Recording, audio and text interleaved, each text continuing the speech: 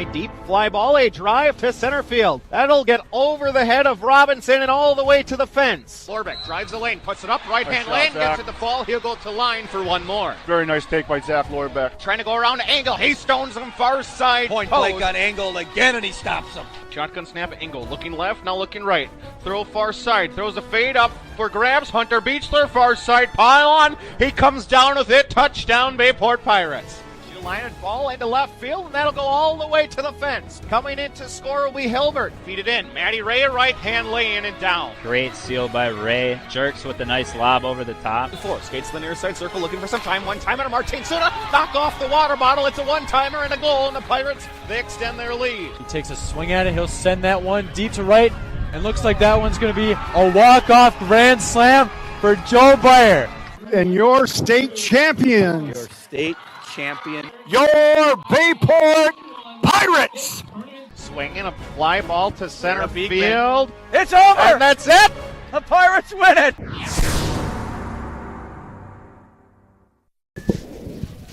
Good afternoon, everybody, and welcome to Bayport High School for this matchup in sectional semifinal high school baseball between Hortonville and Kimberly. I am Zach Abfall. I am not Chris Learman, the original voice of Bayport. And joining me is Kimberly High School social studies teacher Jeff Neuenhaus. Jeff, how are you doing today? I'm doing very well. Pleasure to be here. Chris reached out. It's great to be on here. I'm a little out of my game. I'm normally a PA announcer, so calling commentary, play-by-play will be a new challenge for me, but I'm looking forward to it. And what have you seen from Kimberly this year, having been around the team? They have done a great job. They're always a great hitting team. Defensively, they are usually very solid. They're a team that if you give them extra outs, they tend to make you pay. And they do such a great job of taking advantage of every little mistake. Where they've gotten in trouble this year is when their pitchers can't find the strike zone and we get some free runners on base. They've struggled there defensively, not kind of getting out of those situations. But so far, they've been solid all year. They've been a really fun team to watch. And not only that, this is also the third time these teams have faced off this year. So give us a little insight on what we've seen between Hortonville and Kimberly from their previous matchups in the season. The first game came early on. Kimberly had a 3-2 victory. It was just a phenomenal baseball game. Kimberly was up 3-1. Hortonville was challenging in the top of the seventh. Scored a run, 3-2, and finally ended on, I believe, a pop fly. With a runner in scoring position, so great game to be a part of. And then the game at Hortonville went a little differently, with Hortonville jumping out to an early lead and Kimberly storming back and winning that game 14-4, which is not really what anyone expected for a team of the top two teams in a conference. Well, they always say that it's hard to beat a team 3 times in 1 year, so we'll see what happens as they get ready to square off today. And we are getting ready with the starting lineups. Jeff, I'll turn it over to you. All right. For the Hortonville Polar Bears, leading off catcher number 11, Turner Kunke. Batting second, center fielder number 19, Cam Cronus. Batting third, playing first base number 34, Rashad Kastner. Batting fourth, playing second base number 1, Cale Conrad. Hitting fifth is shortstop number 18, Gary Wiest. Batting sixth, left fielder number 12, Caden Kresge. Batting seventh, playing third base, number 10, Broden Butson. Batting eighth is designated hitter number 3, Griffin Jens. And your 9 hitter is right fielder number 15, Isaac Banke, with pitcher number 2, Braylon Brantner. On the Papermaker side of things, leading off is third baseman number 8, Benny Kiefer. Batting second, second baseman number 3, Sawyer Deering. Hitting third, right fielder number 45, Ryan Huffman. Batting fourth, shortstop number 7, Connor Olson. Batting fifth, first baseman number 9, Jack Enzelmo. Batting sixth, playing left field number 12, Ben Johnston. Hitting seventh and catching, number 6, Braden Ellefson. Batting eighth is pitcher number 17, Maddox Hermes. And batting ninth, designated hitter number 11, Lex Kanabe, with Ian Meyer, number 16, playing center field. Yeah, and Sawyer Deering, the newly minted Gatorade State Player of the Year for baseball in the state of Wisconsin, Tennessee commit as well, so that'll be certainly someone to keep an eye on throughout the course of this game. Batting third, the right fielder, number 45, Ryan Halfman. Tonight's officials are registered by the Wisconsin Interscholastic Athletic Association. Their experience and integrity qualify them to enforce the rules of the game. Are you looking to stay in the game? Without officials, we do not have games. Reach out to your athletic director or to the WIAA at wiaawi.org. Become an official today. Today's officials are umpires. Congratulations on their sectional assignment and making it to Sectional Tuesday. It will be Dave Steger behind the plate. 50 years officiating. He's a master level baseball umpire, also does football and softball. Ken Richardson will have the third base line. 17 years of officiating out of Neenah. He's a master level baseball official.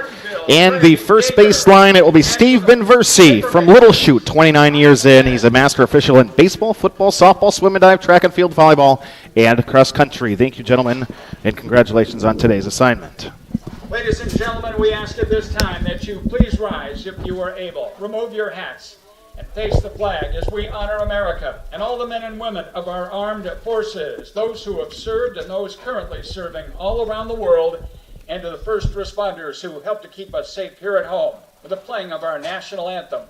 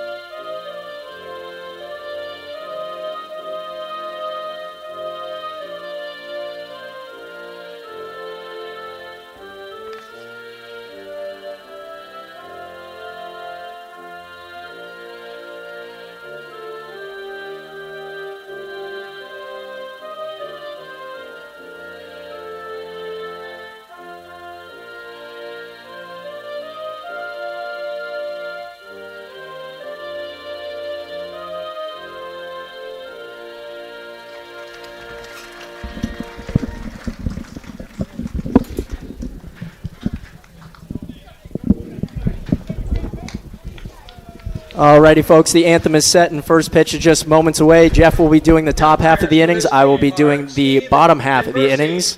So Jeff will be getting us started on the play-by-play with me on color commentary. They are licensed by the WIAA. As Kimberly takes the field to warm up, still waiting for that flyover to happen. Looks like it's a little late. I'm guessing it'll be coming shortly. Pilot's probably embarrassed. We've got a game time temperature of 63 degrees today. It's overcast. The sun looks like it might be shining a little behind us. An interesting sky today, but 63 degrees. We are just about right on time here. 12:58. We'll update you with our first pitch time as well. And one thing, Jeff, that I'm a little interested to keep an eye on throughout the course of the game is these are two teams that do not play on a turf baseball field, and Bayport has a turf surface. I think it's going to be really interesting just watching warm-ups, seeing the ball skip a little bit. So outfielders on both sides having to adjust to that huge first hop. So I think that is a big thing to watch for today's game. I'm interested to see if the infield's maybe going to play a little deeper than they normally do, preparing for those hops. Everything on turf just seems to be a little bit quicker than it does on grass and dirt. That's for certain. Now, Kimberly does play, and Hortonville. Kaukauna has a turf field, but not a full turf field. I think the outfielders might be impacted there. Maddox Hermes finishes warming up. Kimberly wearing all white. Red hat with the white Kimberly K on it. Hortonville wearing white pants with a red jersey. So a little tricky if you're a Kimberly Hortonville fan. Leading off is going to be catcher number 11, Turner Kunke. Umpires getting the thumbs up from both sides. And we are set to go.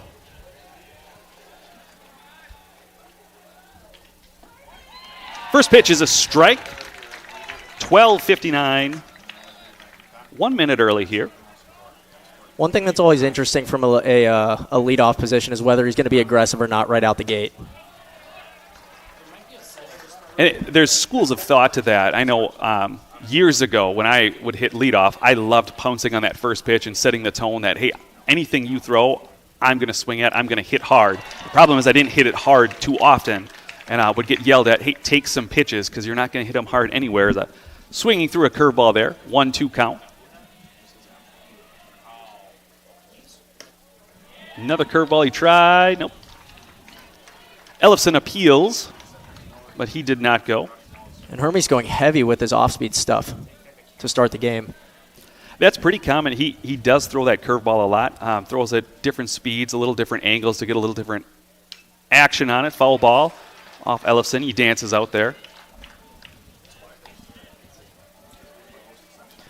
Do you think that he does that to get hitters to slow down and then speed him up with his fastball, almost working a backwards sequence? I would say exactly that. He's very good at throwing it for strikes. You've seen it here. He kind of likes to start it over the middle of the plate and have it break out of the zone, and then it makes him think twice about anything over the plate. Is that going to break away from that? Are going to swing and miss? Big breaker there. That's strike 3. Looking. 1 out as Kunke goes down. That'll bring up center fielder number 19, Cam Cronus. And if he can locate that throughout this start, these Hortonville hitters might be in for a long afternoon. Kunke looked off balance that whole at bat there. This is just a level where you're used to seeing a lot of fastballs. When you start seeing a lot of curveballs, can throw you off balance and kind of shift your mentality on how you're going to approach the at bat. Now, one thing, I don't know if this is what Coach McGinnis wants them to do or if it's just what the pitchers do, but you'll notice they like to work fast. Breaking ball, that's going to be a base hit.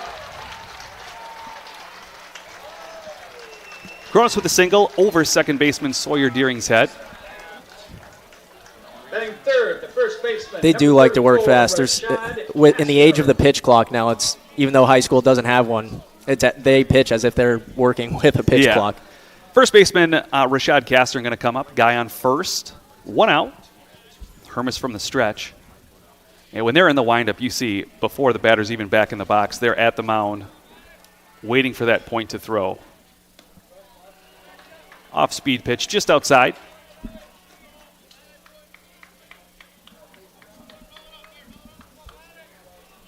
Outfield looks deep, shading. Center fielder shading a little to right. Checks and throws. I'd love to tell you what happened, but I really couldn't see it. I'm assuming from the Kimberly cheers, it was caught by Jack Anselmo. Fourth batter, second baseman, number 1. Now batting second baseman, number 1, Cale Conrad. Beautiful facility here, just kind of obscured by the dugout. We'll have to work with Chris to maybe get a camera over there so we get a better angle there. Big screen up here. He's going to have to ask for some funding for that. Hermes checks over at first. Yeah, the improvements of these facilities since I played here, which was 10 years ago, crazy to say. Fastball for a strike. Well, it had to be your skill that showed them we should probably put some more effort, input into these fields if we're going to produce players like you, Zach, that we need a facility that is representative of how good they are. Clearly, now retired principal Mike Frieder decided to put in all the good stuff after I graduated. Swings through a curveball outside there in the dirt, scooped by Ellefson. 0-2 count, 2 outs. Cronus still on first. Now there's a chance Cronus may take off here with it being a 0-2 count. Looked like a good pitch, but it was a ball because it was called a ball. So 1-2 to Cale Conrad. 0-2, I always loved throwing high heat as a hitter. You just can't lay off that. If you can locate it, that's what I love to go with. Another check on first, not really close. Just Hermes letting him know that he can see him.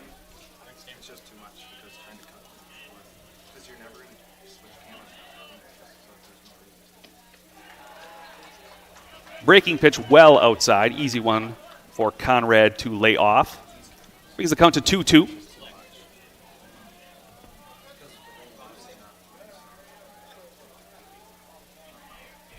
Hermes checks. Gets set. Pop up. Called by Kiefer. Walking around. Wind looks a little tricky, but that is caught.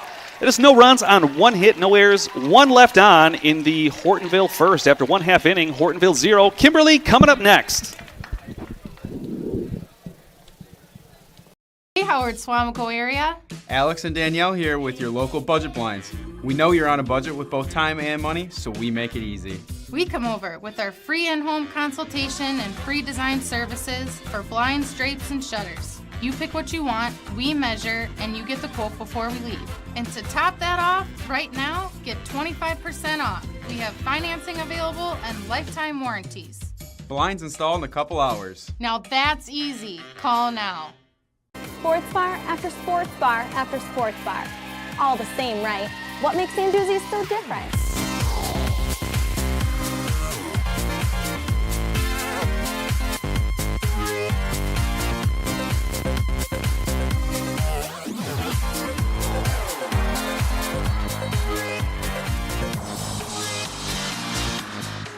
What makes Sanduzzi's so different? Come and find out. Bottom half of the first here at Bayport High School, no score as Hortonville doesn't do any damage. Leading off for Kimberly is number 8, Benny Kiefer, the third baseman. For most of the year, Deering and Kiefer were actually flip-flopped, with Deering leading off and Kiefer batting second. So a couple changes in the lineup, probably the last 2 weeks. But this is what Coach McGinnis feels like works the best for him. And on the mound for Hortonville is Braylon Brantner, the right-hander.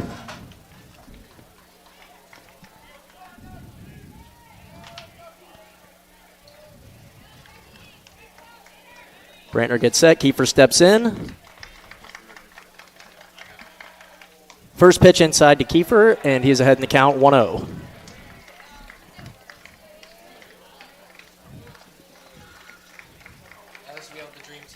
And swing and a miss by Kiefer, even the count at 1-1. Brantner wastes no time getting back and set on the mound. He gets the ball back, and he is ready to go. The 1-1 to Kiefer. Curveball catches the outside corner for a strike, 1-2.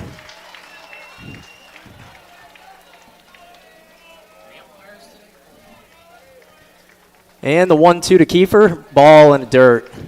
Counts back even at 2-2. With how fast Brantner pitches, he reminds me a lot of Brent Suter, the old Brewers pitcher. We'll have to check if he has the Twitter presence that Brent Suter has as well. Be the total package there. It really is amazing watching a fast pitcher work. The 2-2 to Kiefer. Ball just outside. Do you find that frustrating as a hitter? You don't have any time to relax, to recover? You're just getting pounded with pitches?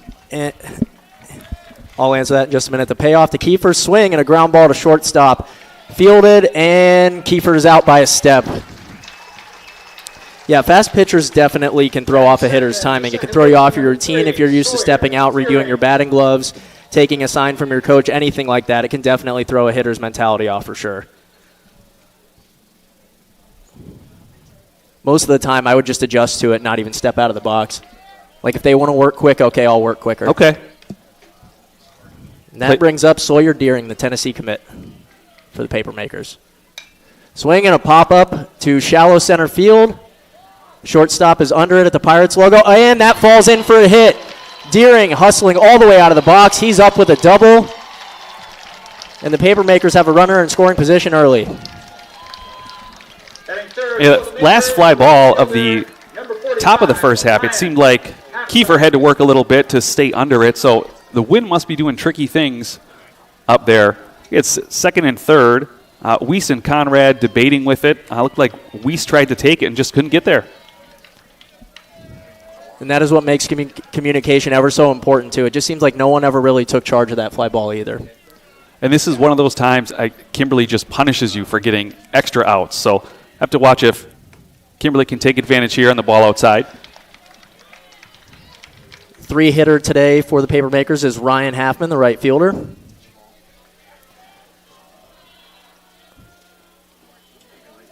Brantner checks the 1-0, swing and a ground ball to second. Doesn't even look at Deering and throws Halfman out with plenty of time.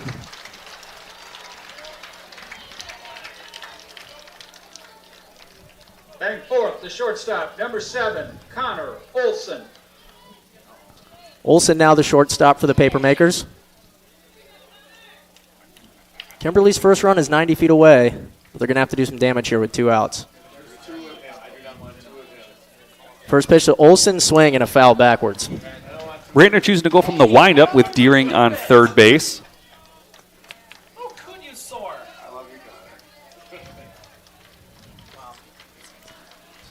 The 0-1. Swing and a curveball just missing on the outside corner. That was a great pitch from Brantner.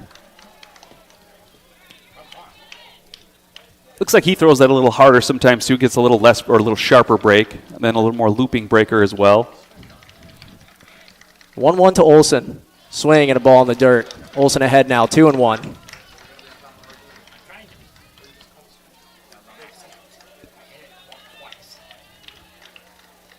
Brantner still working quickly. The 2-1 to Olson. Swing and that was a very bold curveball by Braylon Brantner on a 2-1 pitch. It did not look like Olson was expecting that. He seemed fooled in like, this pitch looks too good, I have to swing at it, but just wasn't ready for it. Deuces across the board, the 2-2 to Olson. Swing and outside.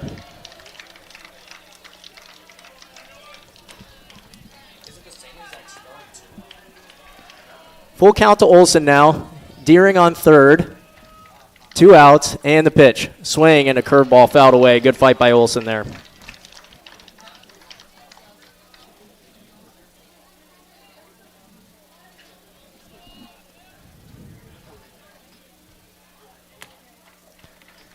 And we'll try things back again. The 3-2 to Olson. Swing and a fly ball to shallow right field again. Second baseman is under it. And someone with Hortonville needs to start taking charge on these fly balls. Otherwise, I'm thinking that's F9. Do you have that? I can't even tell who has the ball still. It was their center fielder, so that was an F8. Okay, F8. So Kimberly threatens, but no score yet. 0-0 heading into the top of the second. Great. Check out this deal on the best pizza in Wisconsin. I love this pizza. And you'll love getting $5 off any Gallagher's Pizza order of 30 or more. Get Wisconsin's best pizza, dine-in or delivery at any of our 4 locations, open until 10. Keep up your golf game at the Clubhouse Indoor Golf, located on Lineville Road in Howard. Whether you are an experienced golfer or new to the game, you can enjoy top-of-the-line full-swing golf simulators. The Clubhouse Indoor Golf also offers multi-sport games for the whole family, including games like virtual football, baseball, soccer, and even zombie dodgeball. Offering a full bar, pizza, and appetizers. Come check out the Clubhouse Indoor Golf today. The Clubhouse Indoor Golf, located on Lineville Road in Howard. Considering a room update or building your dream home and don't know where to begin? The design team at Maco's will guide you through the selection process and put your mind at ease. Solutions and styles to make you the envy of the neighborhood. Maco's, your premier flooring center. Now that's... All right, here we are, top of the second. Hortonville coming back up. Shortstop number 18, Gary Wiest, is going to lead off. Scoreboard looks exactly the same. 0s in the first, no runs. Each team has 1 hit and no errors. Umpires having a little conference here. Not exactly sure what they could be talking over there, but... Yeah, interesting. Over by third base. Maybe their rotations. You should have that down by now. But now we're ready to go. Hermes gets the okay.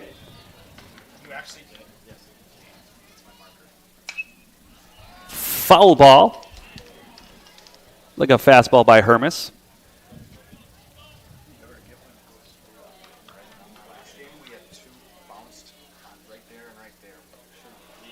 It looked like a breaker outside. Easy pitch to lay off. Maddox really starts way on the side of the rubber there. His right foot barely on our right edge as we look at the mound.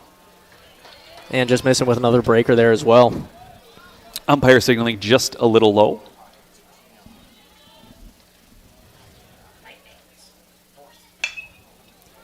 Ground ball. Keep it at first. And that is a 5-3 putout for the first out. Bring up left fielder number 12, Cade Kresge. Having watched that ball does get on Kiefer a lot faster than it does at Sunset Park. And there's really not much you can prepare for that leading into the game until essentially stepping on the field for pregame warm-ups.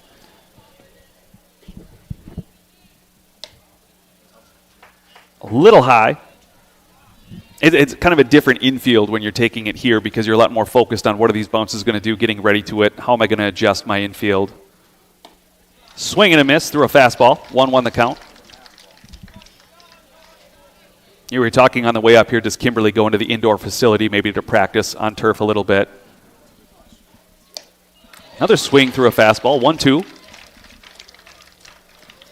If it were me and it's not, I would give him another one of those fastballs because it seems like he's been behind him. I would have thrown it for a strike, though. Yeah, Kresge just seems like he's been sped up this entire at-bat, not really taking much time in between pitches, just taking almost like a courtesy step out and stepping back in and just kind of, really letting Maddox here just work at his own pace. And there's a drive to center. Oh, chased down by Meyer, who slips on the turf. Kresge going to be in there with a double, and that's why I'm not a pitching coach. That was another fastball. Give me 1 out. Seventh batter, third baseman, number 10. I love seeing these base runners being aggressive, too, taking any sort of inch the other teams will give them with Meyer slipping there on the turf. Yeah. That'll bring up third baseman number 10, Broden Butson. Guy in scoring position. We've got to change uniforms here, as all the base runners have to do now. Take off their gloves, put on their right base running accessories. It really is amazing all the stuff that they put on now. Even in just the years from when I stopped playing in 2019 when I got done in college, I did not wear that type of stuff. I would just, if my hands got scuffed up, my hands got scuffed up, and that is what it is. We had athletic tape, maybe. You'd tape some fingers together to stop them from getting jammed. But, yeah, not all the gear they have now. Hermes from the stretch to the third baseman. Fastball outside and low, 1-0 the count.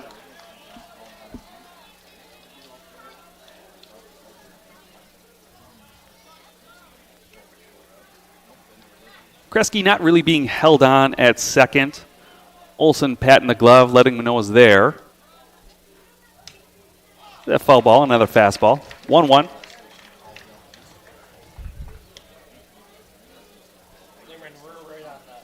One thing to watch, too, with the brick behind home plate, I know you didn't play here, but it looks like the ball's getting a lot of bounce back off of the brick. So base runners, you got to be ready for a pass ball. You might not be able to advance like you normally would on any other field.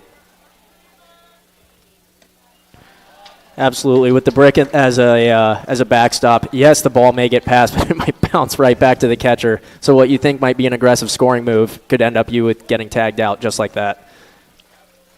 A breaking ball outside, 2-1 the count. 2 butts in here. That's going to be a single in the 5-5 hole.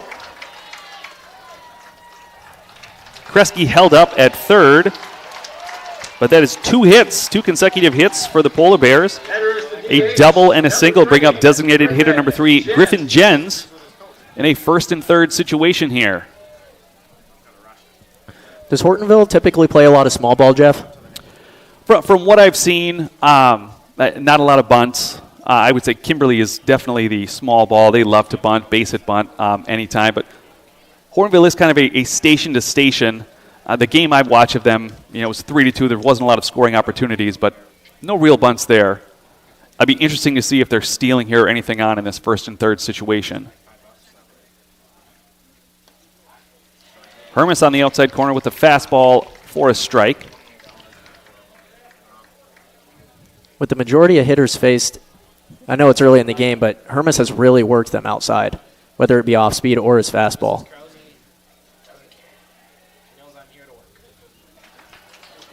Curveball blocked by Ellefson. Nice block. It's always interesting as a pitcher, you're throwing outside to high school hitters. It's hard for high school hitters to extend and really drive that pitch, at least at the JV level where I coached. That went high and inside, 2-1.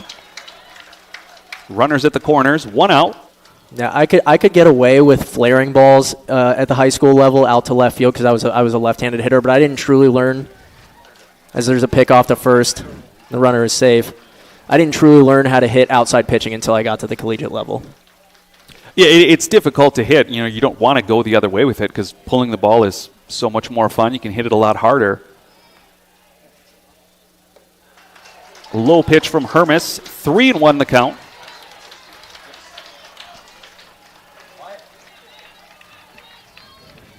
Right fielder Isaac Banky waiting on deck. And I believe Jens is taking all the way unless this is absolutely his pitch. He has to love this one.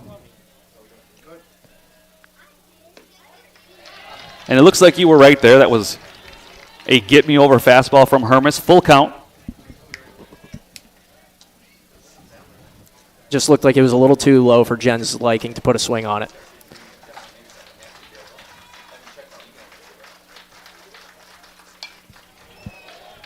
Foul ball there. Fastball from Hermes. Fought off well by Jens. You with a 9-hitter coming up, do you throw a curveball here and maybe get him to chase, throw it over for a strike? Hermes has shown he can. He's been outside recently. Pitch comes in. Foul ball over our heads. No sound effects needed. That bashed the roof of our facility.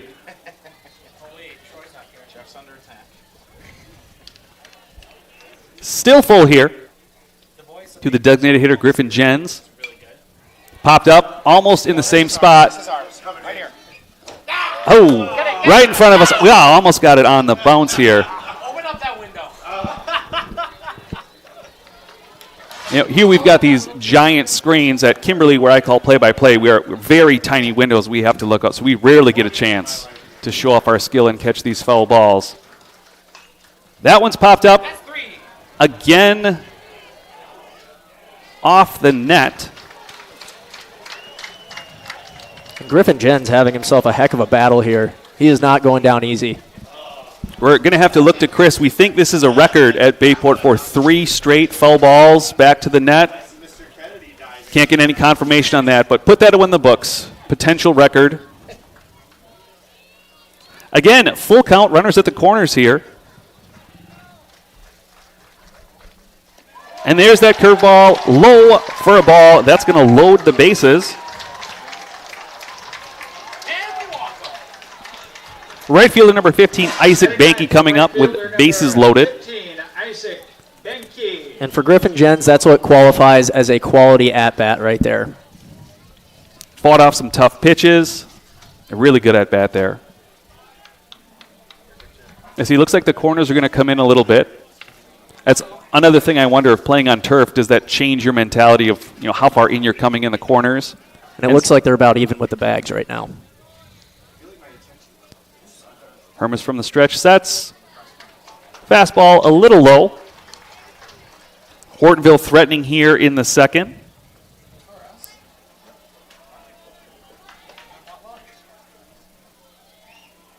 Hermes looks in, gets set. Fastball to Deering, foul. That's going to be a run. Sawyer Deering fielded the ball, kind of slipped, threw it to second for the out on Griffin Jens, out number 2. And then Connor Olson caught the ball, and it kind of was taken out, throwing to first.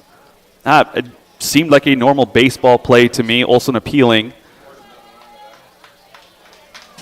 But that's going to be a fielder's choice for Isaac Banky. And nevertheless, the Bears are on the board. That'll bring up the top of the order with catcher number 11, Turner Kunke. Hortonville takes a 1-0 lead.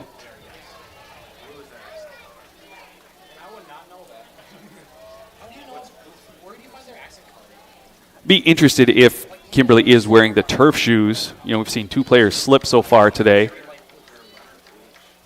Another change, playing on turf versus playing on dirt, not used to the footing.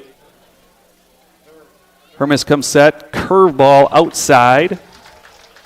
And just not having any sort of cleat or spike on the bottom of your shoe makes all the difference in the world. Still runners at the corners, 2 outs, 1 ball, no strikes to the leadoff hitter, Turner Kunke. Kunke swings through a curveball, evens the count at 1. I'm a little surprised Hortonville hasn't tried anything in either first and third, not a phantom steal or a straight steal or anything there. Still early in the game, though.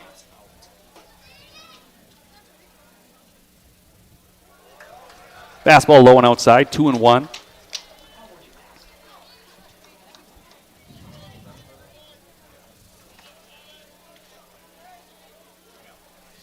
Kunke steps out, back in. Hermes looks.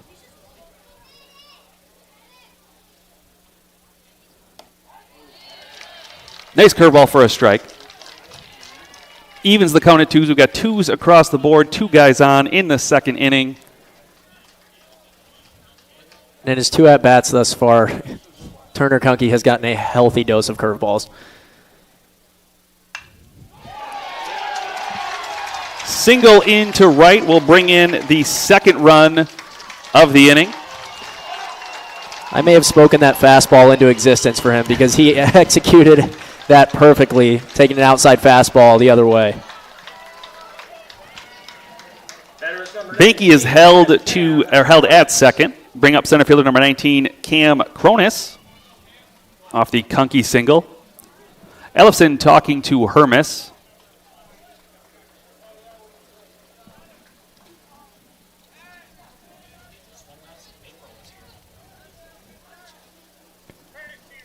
Courtesy runner is number 5 for the Polar Bears.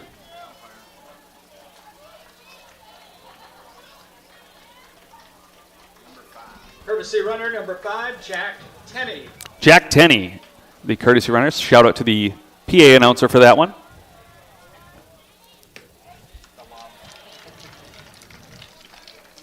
Curveball for a strike. Nothing in 1, 2 outs. 2 runs in here, 2 guys on base, still in the second inning. It's a lot of 2s this inning. Deering making a play to keep on second. There is a pop fly. These have been interesting so far today. And it's going to be caught by Hoffman. That's going to be 2 runs on 3 hits, no errors, 2 left on in the Hortonville second after an inning and a half. Hortonville 2, Kimberly 0. This is how I convinced my dad to go to NWTC. Every day, Dad would get home from work and be like, "Hey, honey." So I was like, "Dad, haven't you always told me I should go after my dreams?" And he said, "Well, of course." And I'm like, "Well, then why don't you?" So that's what I did. I went to NWTC for design and graphic technology. Good thing dream jobs can happen at any age. When you need care, you shouldn't have to wait long. You can be kept waiting far too long at most healthcare organizations. But at OSMS, we prioritize you. I'm Dr. Soraya Frost, rheumatologist and physician owner at OSMS. We're focused on getting you seen as soon as possible in a safe and comfortable environment. With multiple rheumatologists to choose from and accepting most insurance plans, OSMS is here to get you back to doing the things you love. Learn more at askforosms.com. For Kimberly. Bottom half of the second now as Kimberly steps back to try and tie up the game at 2. Swinging a fly ball out to shallow right, left field.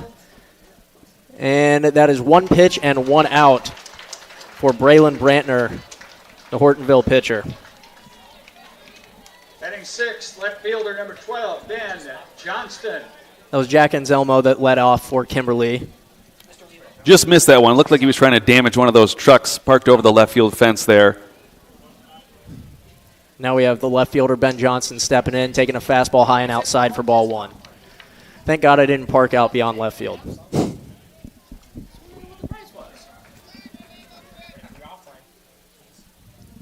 We've got time on the field. Almost looks like he's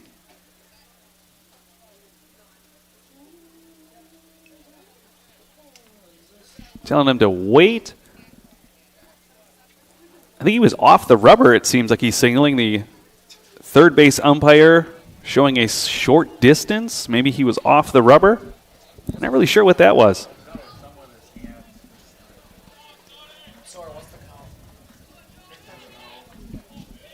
And the 1-0 to Johnston outside as well. 2-0. Johnston ahead, and it is a hitter's count here. He can be very selective. The 2-0. Swing and a liner out to left field, and that gets down for a base hit.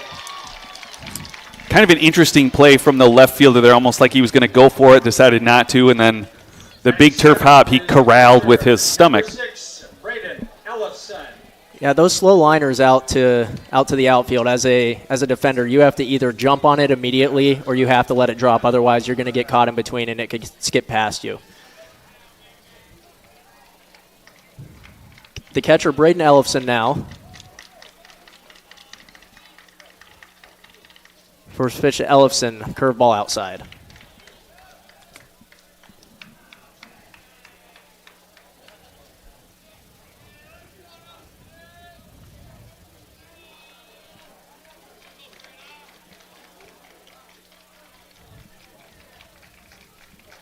One 0 to Ellefson.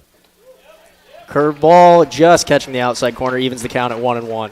Brantner taking a little more time with the runner on base than he was in the first inning. He was really cruising from the windup that first inning. He certainly slowed his pace, that's for sure. Give these Kimberly hitters time. There's a pick off the first. And Johnson gets back, no problem.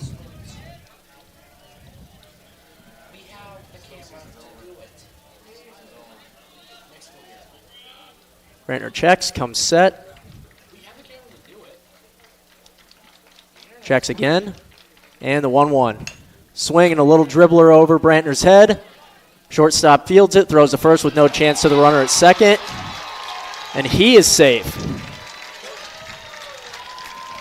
That's a play I wonder if you're playing so deep on the turf, you can't get in on that chopper, real slow chopper from Ellefson. Batting eighth, number 17. Brady Merzlicker going to courtesy run for the catcher, Braden Ellefson.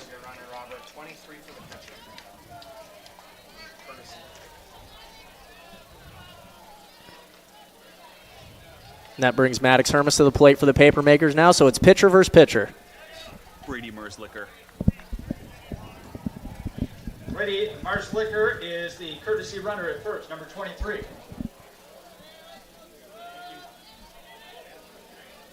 That's been Merzlicker's role all year, courtesy running for either the pitcher or the catcher. So it's 1 out, runners on first and second for the Papermakers, and Hermes stepping in for the box for Kimberly. First pitch to him is a ball in the dirt, and he's ahead in the count, 1-0. Now, even though there's 1 out, Coach McGinnis has not been shy in a sacrifice in this situation or attempt for a base hit bunt. The 1-0 to Hermes. Swing and a dribbler to third, foul. A lot of confidence in those Kimberly hitters.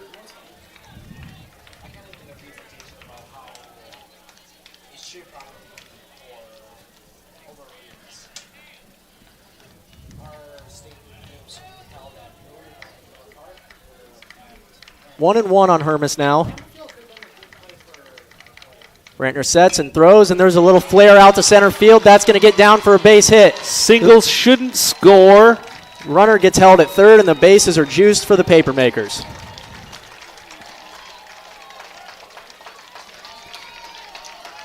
Johnston sailed near second, wondering if Conrad was going to catch that or come down with it, so he took off, only took third. Bases loaded, bring up Lex Kanabe.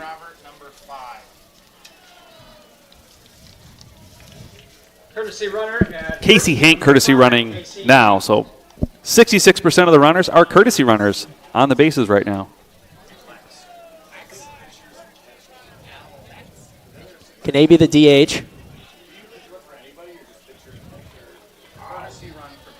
This is exactly the type of response if you're Kimberly. This is what you're looking for after giving up two the previous inning.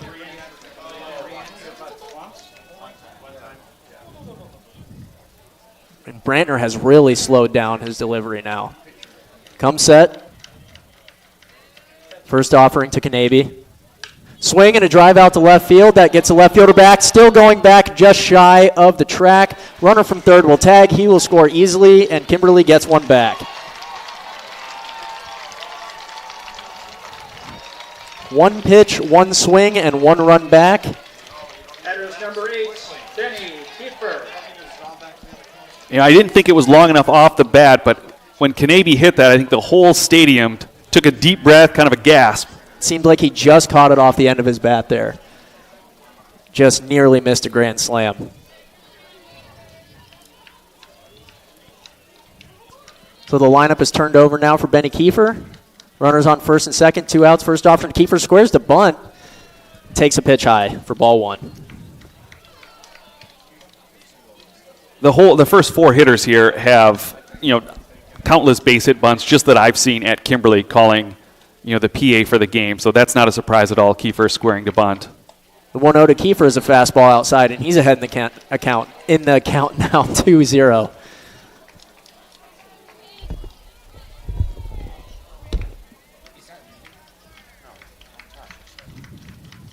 To Kiefer, swing and a bouncer to third. That's foul as well.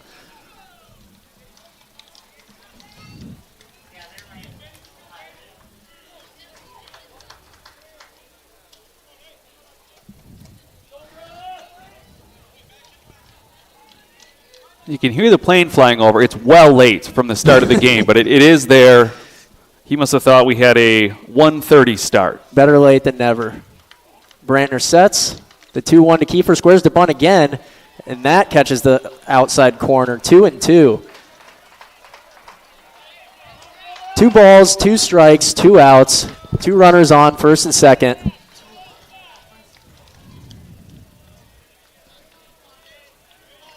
Brantner checks the runner, comes set.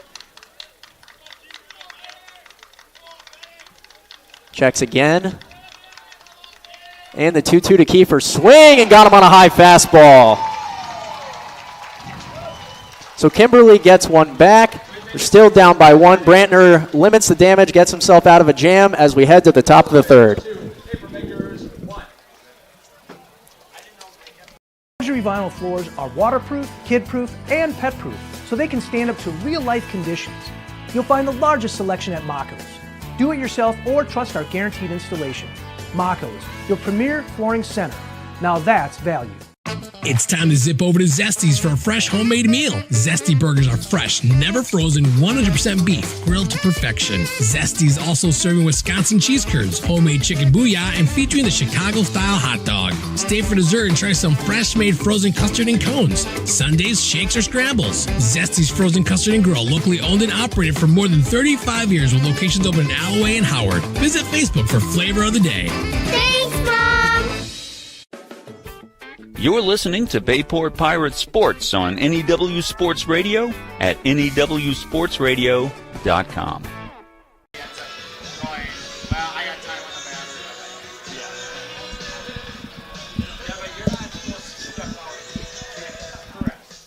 All right, we are here, top of the third. Hortonville leading 2-1. Both teams with 4 hits. It was an exciting second inning. We'll see if the third is going to be as exciting. Leading off for the Polar Bears, first baseman number 34, Rashad Kastner, the 3-hitter.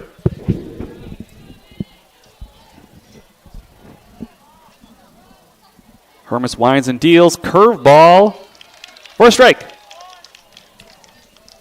On the inside corner there. Kastner asking for some clarification. It is indeed a strike. If you ever ask an umpire, they've never missed a call. They have never missed a call. 100% success rate. Now, Hermes has done that a couple times. It almost looks like he quick pitches there, doesn't take as long of a stride as he normally does. I don't know if he's catching his foot or if that's something tactically that he's doing. 1-1 the count.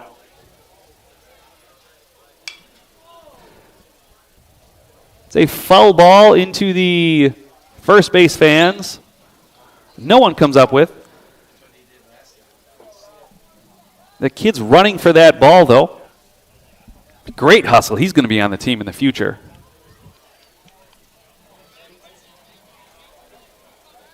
I don't want to be the person to have to tell him he's got to throw it back, though.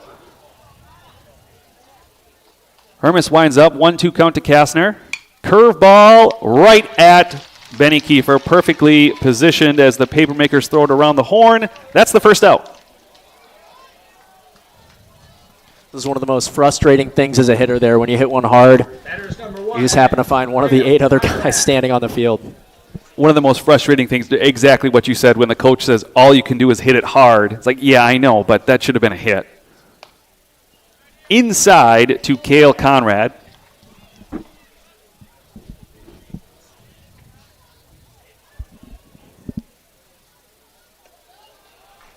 A curveball outside for a ball. 2-0 the count here in the top of the third. Conrad flew out to third for the third out in the first inning. Hermes looks and winds. There's a fastball that looked good. A little delayed call sometimes. I think it's a strike. I want to call it a strike, but I have to wait for the umpire to confirm it indeed was a strike. 2-1 the count.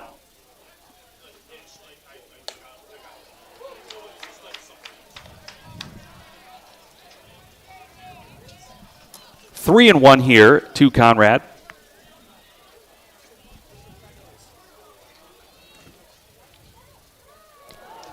That was an oops.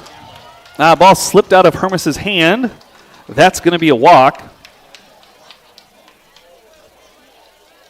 Hermes looked down at his hand. I don't know, moisture just slipped out of there. Just one of those things that as a player I relate to that. When something slips and you just look at your hand like, why did you do that? That'll bring up shortstop number 18, Gary Wiest. From his arm angle on that pitch, it looked like he was going to throw a curveball. With how he's been throwing his off speed, that would not have been surprising if that's what he decided to throw on a 3-1 count. A check on the runner at first. He's back safe.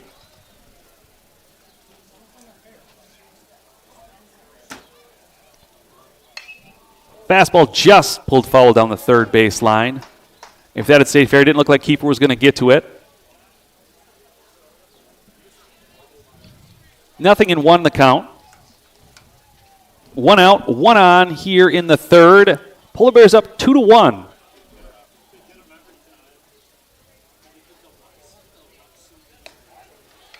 That's a strike on the outside corner with the fastball. 0-2 the count.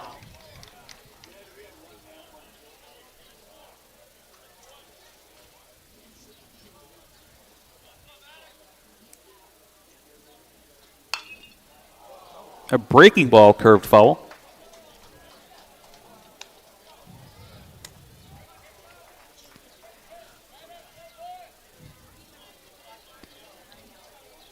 Still 0-2. Hermes checks, comes set.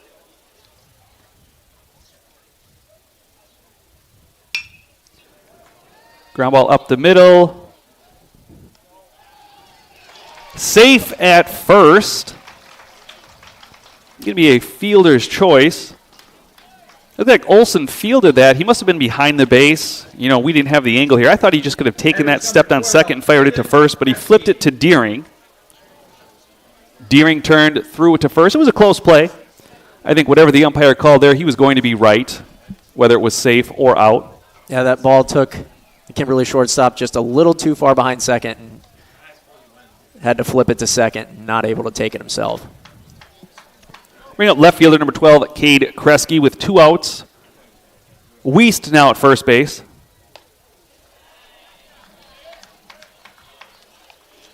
Hermes throws inside. Looked like Kresge thought about swinging, but held off. That's a ball.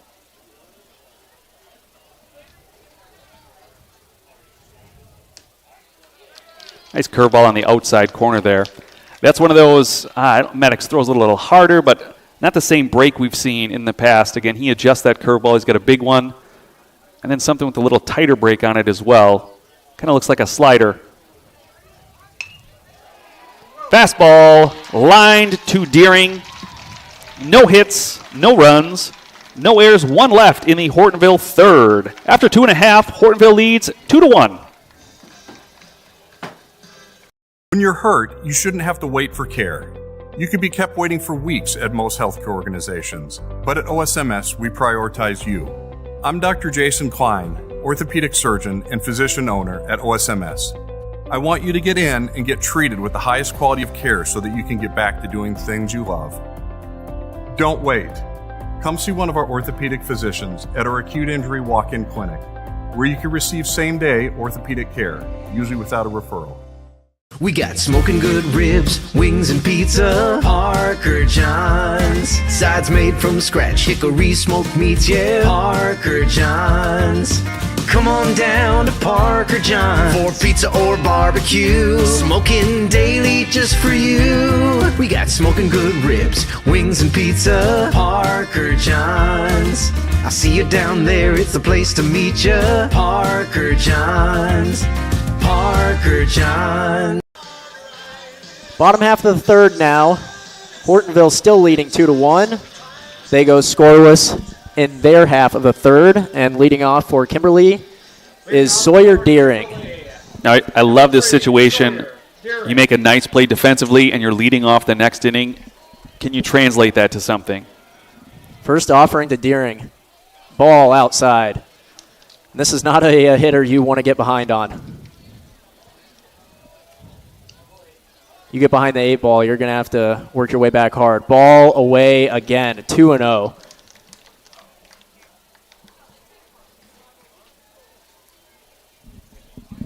Connor Olson hustles to pick up that passed ball. Brantner sets, and the 2-0 to Deering. Fastball swing, and a liner out to left field. That splits the gap, and that's getting all the way to the wall. Deering on his way to second base, and that ball's bobbing in the outfield. He turns and goes for third. Deering going all the way to third. He is in with a sliding leadoff triple, and Kimberly is in business early here in the bottom of the third.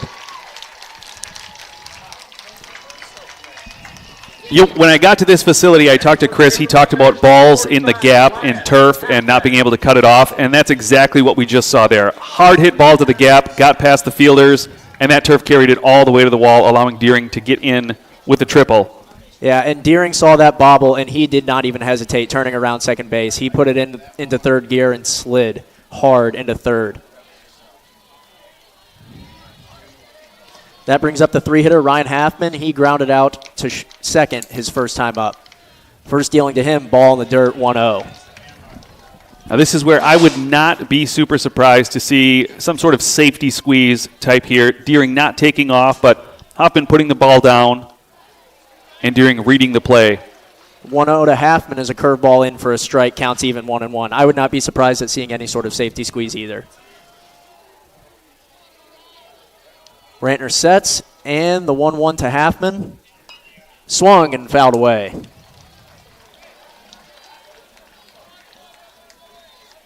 Brantner kind of looked like he changed his tempo on that one a little bit, waited a little longer on that first rock step. The 1-2. Swing and a foul tip into the catcher's mitt. Halfman goes down on strikes.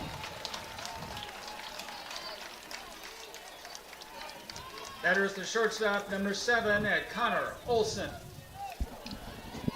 Connor Olson stepping back in now for his second plate appearance. Long look at third. Olson flied out to center his first time up.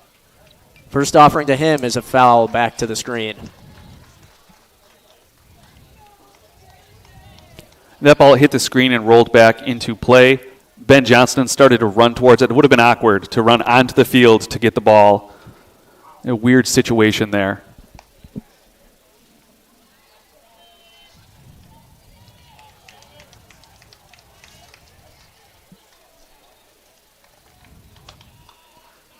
Oh, 1 down in the dirt.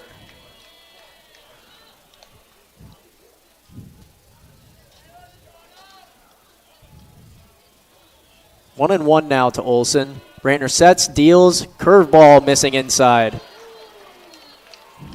And that nearly hit Olson. Olson stood in there waiting for it. I thought it was going to hit him, and I think if it would have been a little closer, he would have turned into that.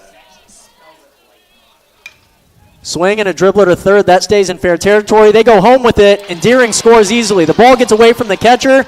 Olson thinks about heading to second, but he decides to stay at first.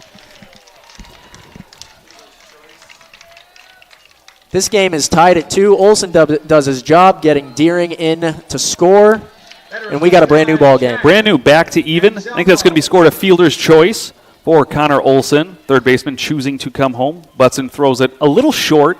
Wasn't handled by the catcher, but Olson does not advance to second. And Zelmo steps in, and the first offering to him is a curveball for a strike on the outside corner of the plate. Did a really nice pitch after that situation. I don't think Anselmo could have really done anything with that. Same thing. Curveball on the outer half of the plate. Quickly down 0-2 now to Jack Anselmo. And Brantner has picked up his pace again, the way he's working. Checks the runner and deals. Fastball got him to speed up, and Anselmo goes down on 3 straight pitches for the second out of the inning. Batter's number 12, Ben Johnston. Bring up Johnston's the infield switches for the lefty. Johnston singled and scored his first time up. First pitch to him, curveball for a strike on the outer corner. Brandner is really working those curveballs this inning more than I think in past innings.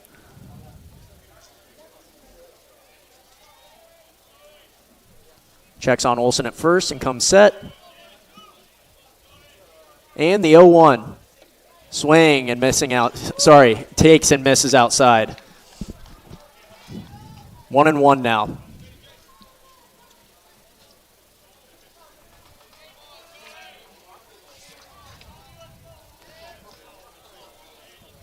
The 1-1. Another curveball, just missing out. Yeah, Good pitch from Brantner. The ump stood back to say that was high. I thought he was calling it a strike. That was a really close pitch. I thought he was calling that a strike as well.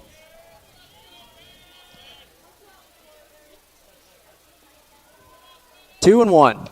Swing and got a fastball by him on Johnston. 2-2 now. 2 balls, 2 strikes, 2 outs. In a 2-2 game. In a 2-2 game. Brantner sets and the 2-2. Misses low with a good fastball away. Yeah, I think that was a ball, but kudos to Johnston. I know I would have swung and missed at that. That was a very well-located pitch by Brantner. His misses have not been far off the strike zone. The 3-2. Swing and a curveball. Sorry. Just missed. Just missed. Zach, that was a ball. That was a ball. Because he called it a ball. I think we both reacted. That really seemed like a strike. I was anticipating that. That just missed. We're working on getting our K-zone to chart that, maybe next year. So that brings up the catcher, Braden Ellefson. First dealing to him, curveball high. Runners at first and second, 2 outs now for the Papermakers. That's a dangerous pitch to Ellefson. If you bring that down a little bit, he could do some damage with that. Brantner comes set, checks, and fires. Misses outside with a fastball.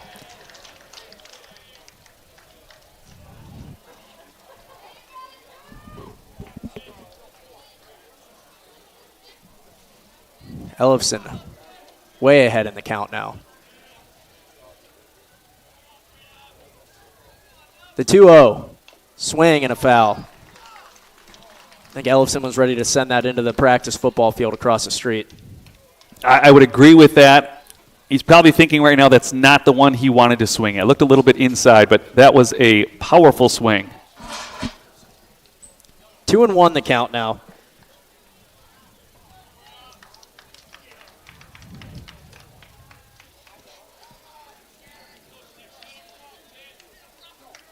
Olson not really being held on at second. A turn and a fire to no one. Olson back safely. I think that was more so of a courtesy than anything else, just to know that Olson is being somewhat watched. 2-1. And the pitch. Swing and a curveball fouled away. 2-2. And the youth softball, the softball field behind us, they have a youth camp or something going on. So no one said ow, so I think we're okay. We also have headsets on, so not sure we would have been able to hear it. Deuces across the board now. And the pitch. Swing and got him on a curveball. Great pitch there. So Kimberly ties the game at 2. And Brantner gets out of it as we head to the top half of the 4th. Sports bar after sports bar after sports bar. All the same, right? What makes St. Doozy's so different?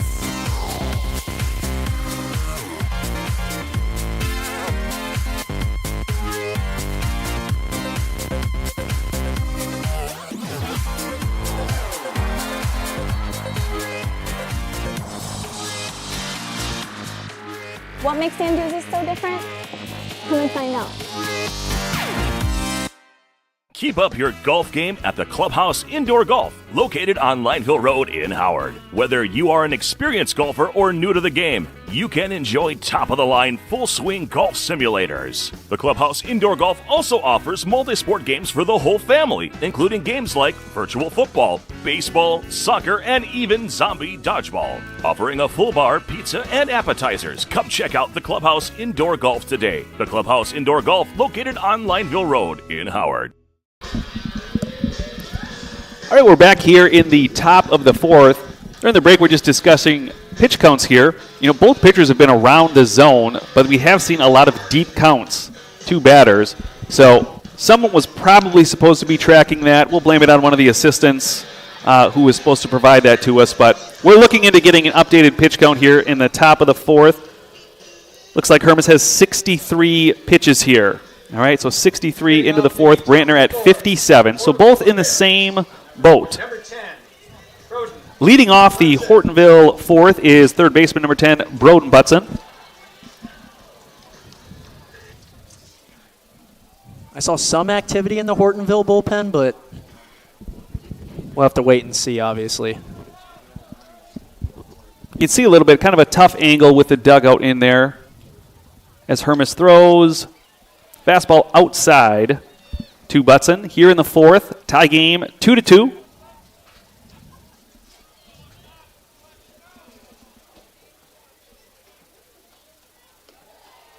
That one's a little low. 2-0 to Butson here in the top of the fourth. A really nice crowd out here for today. This sectional baseball Tuesday is such an awesome day. 3 games in one day. That is hit. That is far. And that's going to be a ground rule double. Ball bounces over Johnston's head, bounces once, and then over the fence. The turf giving Butson an assist on that one. Next up for the Polar Bears, number 3, Griffin Jens. That'll bring up designated hitter number 3, Griffin Jens.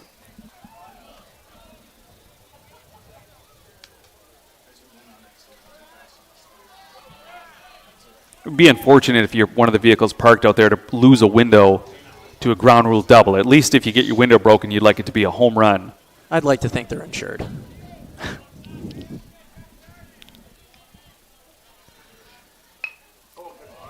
Sacrifice bunt to third, fielded by Kiefer, thrown out.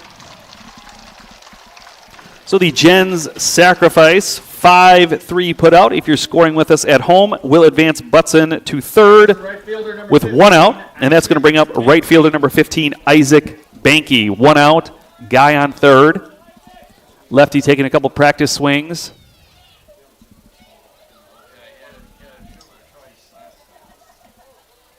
Banky with a fielder's choice in the second, where he ended the inning on second base. Fastball swung through from Banky. Infield's crept in a little bit after that sacrifice bunt, moving the runner to third.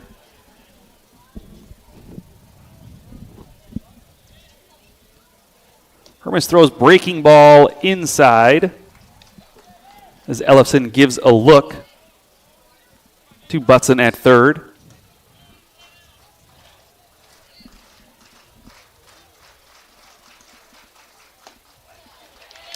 Called strike.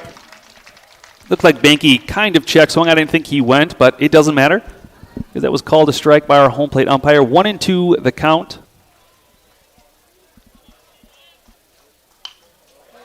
Hermes throws a curveball. Kind of chopped into center field, and Hortonville is going to take the lead on the Banky single. Batter is number 11. That'll bring up catcher number 11, Turner Kunke. Banky did a real good job fighting off that breaking pitch, throwing the end of the bat on it, and kind of looping it over shortstop Connor Olson's head. And did not need anything much to score the run. Great at bat there by Banky to get the run in. Pitch swung through, 0-1. Back to the top of the order with Turner Kunke in the fourth. Isaac Banky on first after his RBI single puts Hortonville up 3-2. Hermes looks in, checks the runner. Deals from the stretch outside. That was that breaking pitch that started off the plate and broke further off the plate. 1-1 the count. And Hermes looked like he just pulled that one across his body there.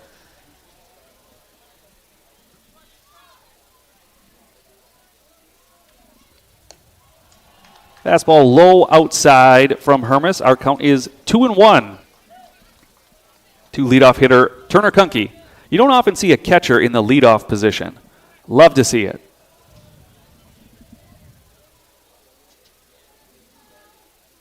Hermes deals, curveball, fouled off.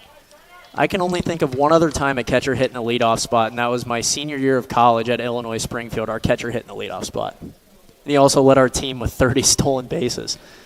That's what, you don't think of the catchers as the speed demons. You know, youth baseball, they don't take the skinny fast kid and throw him behind the plate.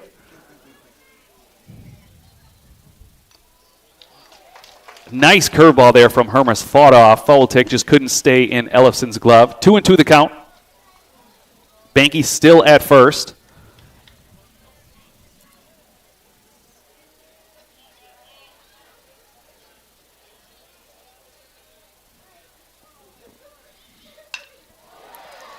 Looks like I thought that one was going to get down.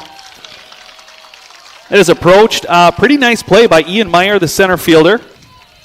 We don't get to say Ian's name a lot. He gets designated hit for, but nice play there to snag that one from Kunke. That's going to be the second out. Banky still at first, and that's going to bring up center fielder number 19, Cam Cronus, who just watched his counterpart make a pretty nice play. Yeah, and that was a great adjustment on that ball by Ian Meyer. It started to flare away from him at the end, and he was able to slide and make that play. Hermes still from the stretch, sets, throws a fastball that's popped up. Infield communicating, looks like a tough play. That one was not as routine as it looked like off the bat, but Connor Olson brings that one home. That's going to be 1 run on 2 hits, no errors, 1 left on in the Hortonville fourth. After 3.5, Hortonville leads 3-2. Welcome to Kim Say's Hardware, your go-to spot for all things home improvement. From high-quality tools to lush garden supplies, we've got everything you need to tackle your next project. Plus, visit our Howard location for top-notch rental equipment. But that's not all. Our friendly, knowledgeable staff is here to assist you every step of the way, making your shopping experience a breeze. Come visit us at Kim Say's Hardware and Rental in Howard and Kim Say's Hardware in Ashwaubenon, your neighborhood destination for quality and service. See you soon! Townline Pub and Grill. Looking for a place to grab some food? Stop at Townline. Taste the mouth-watering burgers, gourmet pizza, and endless appetizers, offering a casual atmosphere and a lively feel. Why not stop in on the way to the game? Grab a bite to eat after the game, too. A night out, a group gathering after a sporting event, or even a birthday. We want to thank you for your patronage. Townline, where the people come for the food and stay for the fun. Bottom of the fourth now here at Bayport High School as Maddox Hermes, the pitcher, steps in for the Papermakers. First pitch to him is a curveball outside, and we get things going here in the bottom of the fourth. Braylon Brantner is still on the mound for the Polar Bears. Swing and a liner out to left field. That's going to fall down into shallow left for a base hit. Papermakers have their leadoff man aboard. And a positive start for Kimberly. A great stop by Conrad on that throw, because if that got by him, Hermes might have ended up on third base. And the courtesy runner coming in for Hermes. Courtesy runner for the pitcher, Number 5, Casey Hank.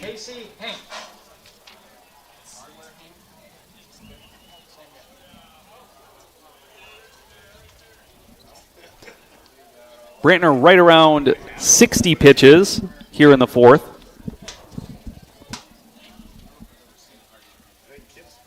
Brantner comes set, checks the runner.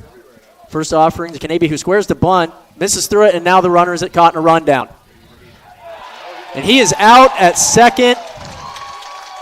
Got caught in no man's land, and what was tried to be a sacrifice Turned out to be a great defensive play for Hortonville. That is very high on the list of things you didn't want to happen if you are the Papermakers. Kanabe misses the bunt attempt. That's a strike. And the 0-1 to Kanabe is a fastball on the outer corner, and he is down quickly 0-2. Looked like Hank was anticipating that bunt was going to get down instead of reading it down. 0-2 to Kanabe, checks his swing, and he saves himself 1 ball and 2 strikes now. And you're right, Jeff. I think Hank did think that ball was going down immediately, and that's why he got caught. 1-2 to Kanabe. Curveball, down and in, just missing. It's a nice pitch. Brantner has 3 strikeouts, and I think he's got 1 or 2 of them on that kind of inside curveball. He's been working outside with it.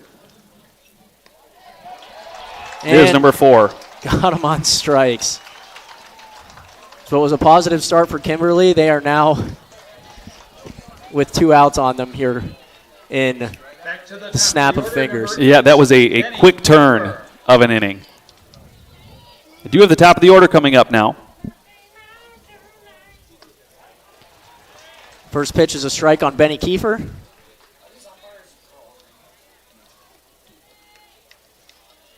And the 0-1. Curveball down and out. You have to pause a little bit after kind of every close pitch because Umpire kind of stands up, waits to make the call. And takes a step back and then kind of figures it out from there. The 1-1 from Brantner. Swing and a dribbler to third. That gets over his head. Kiefer is safe at first with a 2-out single. And what a crazy hop that ball took over the third baseman's head. Yeah, ironically, in the regional final game last Thursday, Kiefer fielded a very similar play and was able to get a force out at third, but that same kind of strange, huge hop that he came down with. You got to think the turf helped that ball get over the third baseman's head. Sawyer Deering up now. He had that leadoff triple his previous appearance. First offering to him, ball outside.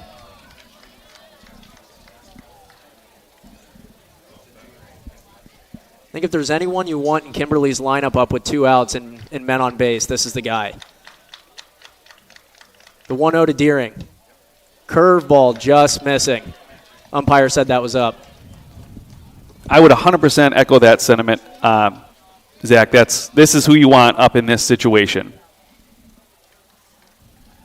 Brantner comes set and deals. Curveball in that time. Deering kind of flailed the elbow at that curveball, almost willing it to hit him, but it did not.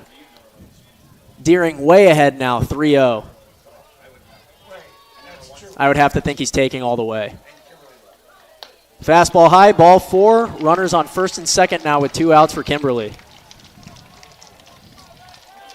Yeah, got to imagine he's taking there, unless that is the Sawyer. If you can send this over the scoreboard, that's the only one you are swinging at. They seem to more so pitch around him in that at-bat. Ryan Halfman up now, the first to him. Swing and a liner out to center field. Oh, what a play by Cale Conrad. Wow. Show off the hops, young man. What a play by Conrad, saving definitely 1 run for Hortonville. They get out of a jam. Unbelievable play. Hortonville still leads as we head to the top of the 5th.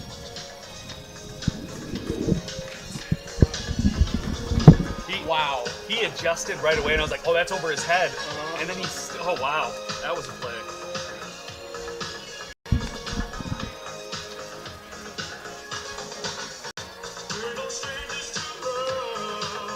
That's like the baseball equivalent to getting dunked on. Oh, yeah. Oh, my God. Yeah. It's time to zip over to Zesty's for a fresh homemade meal. Zesty burgers are fresh, never frozen, 100% beef, grilled to perfection. Zesty's also serving Wisconsin cheese curds, homemade chicken booyah, and featuring the Chicago-style hot dog. Stay for dessert and try some fresh-made frozen custard and cones. Sundays, shakes, or scrambles. Zesty's Frozen Custard and Grill, locally owned and operated for more than 35 years with locations open in Alloway and Howard. Visit Facebook for flavor of the day. Thanks, Mom!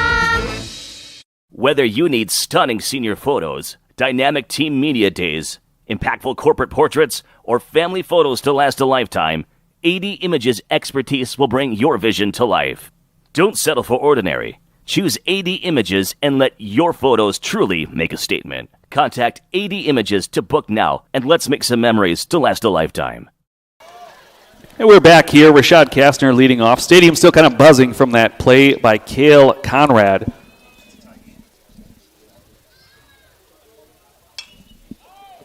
Is fouled out of play by Kastner. You watch that play happen, and that's one of those where he catches it, and the fans are all, they're upset, but you kind of take your hat off and go, that was a great play. It's just one of those plays where you have to tip your cap if you're Kimberly. Kastner rolls over to third base, fielded by Kiefer, fires across the diamond. In time. And Zelma with a nice stretch and slip, able to make the play. Batters number 1, Cale Conrad. And speaking of Conrad, here he is now, second baseman. Just made a great defensive play. Again, we talked about this with Deering earlier in the game, but you make a nice defensive play. And even though they had the lead, that's one of those plays that continue to shift the momentum. For sure, 100%. That's a deflating catch for Kimberly. And for Hortonville, you feel a step closer to sealing this game.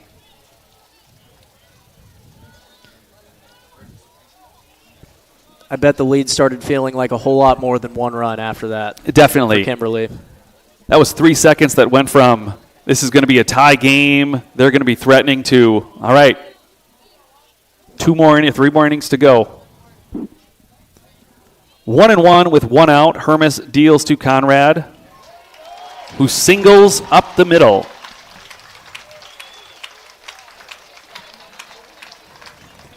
Just on the second base side of Connor Olson. Too hard hit for him to do anything. He gave it a diving effort. That's going to bring up shortstop number 18, Gary Wiest. Nice little 5-minute stretch there for Cale Conrad. Definitely.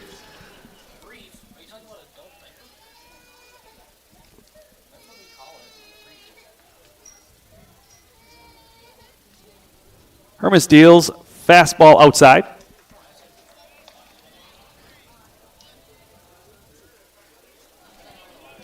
Conrad at first. We have not really seen any action on the base paths yet this game. As that fastball is swung through by Wiest.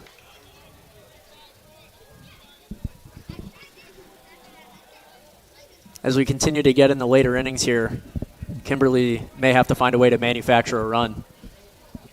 And that last inning had that feel to it with the leadoff single. You try to bunt Kanabe, and it goes poorly, and breaking ball outside. Kimberly fights back. Again, that play by Conrad. I know I'm talking about it a lot, but that was a phenomenal play. 2-1 here to Wiest. Fastball popped up. Deering calls off Anselmo, who got tangled up with Conrad trying to get it. And that'll be 2 outs. Number 12, Caden Kresge. They bring up left fielder number 12, Caden Kresge.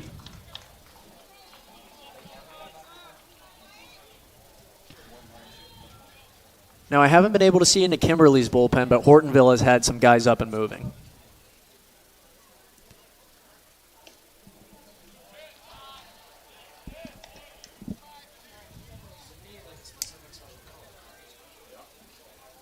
We're kind of cut off from the Kimberly bullpen here. We might see some, action there, but not that we'd see who was there.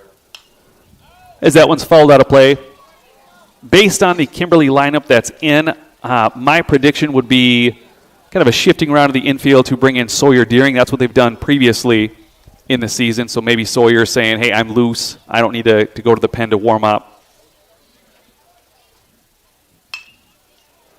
Ground ball to Olson, who's going to take it himself to second. No runs on 1 hit, no errors, and none left on base, with Conrad being erased by Olson there. We head into the bottom of the 5th with Hortonville leading 3-2.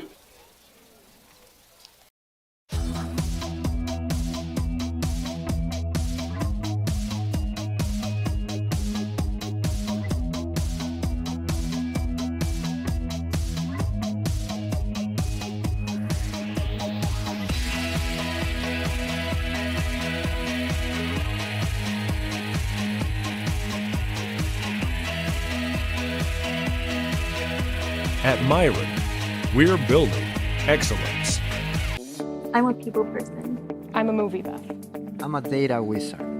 It's time to thrive in a career you love and soar higher with NWTC, where you can excel in a flexible, career-focused program that fits you, what you enjoy doing, and how you want to learn. Whether that's in person or online, it all starts at NWTC. Soar higher with us.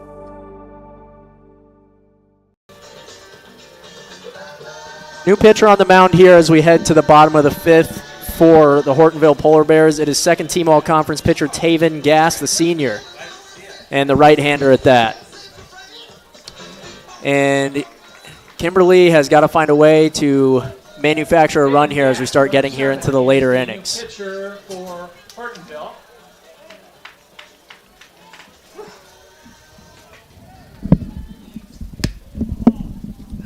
Connor Olson leads off for the Papermakers. Number 7, Connor Olson.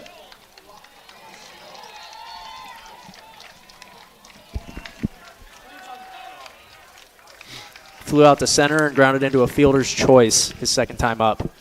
First offering to him is a curveball that misses outside.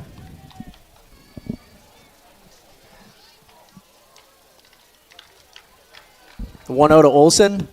Fastball upstairs. Looks like he wanted to swing, held off.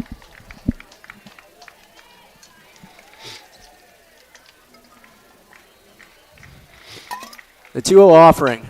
Swing and fouled away, 2-1.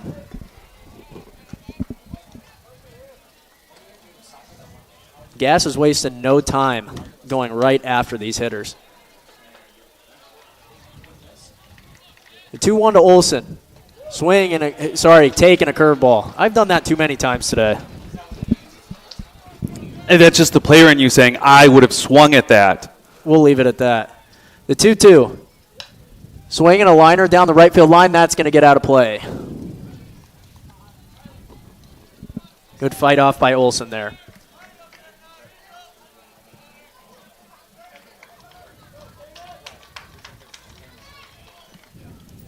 Swing and the same result as last Look time. out. Now everyone's safe there. Connor Olson certainly in his two-strike approach here. He's got his hands choked up on his bat, and he's widened out his stance just a hair. The 2-2. Curveball dribbled up the middle. That's going to get through for a base hit. Great two-strike hitting by Olson there, and a positive start again for Kimberly. Next batter for Kimberly and number 9, Jack Anzelmo. Jack Anzelmo comes up. I don't remember seeing him bunt at all this year. So this will be an interesting play here. See if we repeat last inning or not. Or will they put a runner in motion here and try and steal a bag? Curveball down and away on Anzelmo, and he's up 1-0. Because while they have the opportunity to sacrifice bunt, they could steal and they could call some sort of hit and run. The 1-0. Fastball high, good take by Anzelmo. Check to first, he did not go. 2-0.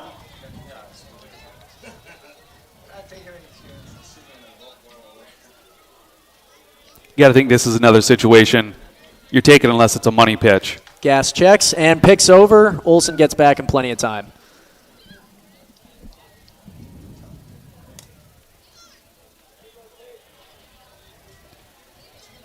Two-0 count, runner on first, nobody out. And the offering from Gass.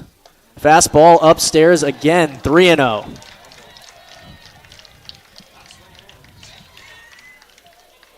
I think if you're Anzelmo, you're taking one here, maybe taking two. This one he's got to be taking all the way. The 3-0. Ball 4. So first two hitters reach base safely for Kimberly, and they are threatening in the bottom of the fifth. Gass finds himself in trouble early. My prediction here is a bunt. Johnson has shown throughout the year he can get the bunts down. He has several base hit bunts. I am predicting, looking for a base hit bunt or just a sack bunt from Johnston.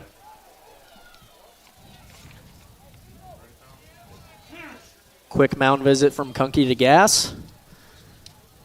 Try to settle him down just a little bit. McGinnis called Connor Olson over. I imagine that conversation went something like, don't get picked off if he misses the bunt. I would have to agree with you there, Jeff. Johnson steps in, Gass comes set, checks the runner,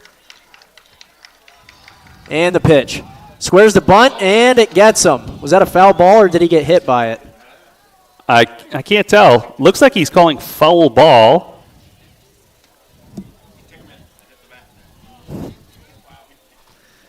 And it looks like that caught metal instead of hand, and Johnson is down 0-1 in the count. Yeah, there were a lot of question marks there. It looked like maybe it hit his visor of his helmet, his hand. First baseman's creeping in heavily. Johnson squares the bunt again and pops it up and out. Yeah, I thought that fan could have caught it if he gave a little more effort. He gave up way too fast on that one. Stood up, did not extend. 0-2 now on Johnston. 2 strikes. I wouldn't be surprised to see a bunt here as well.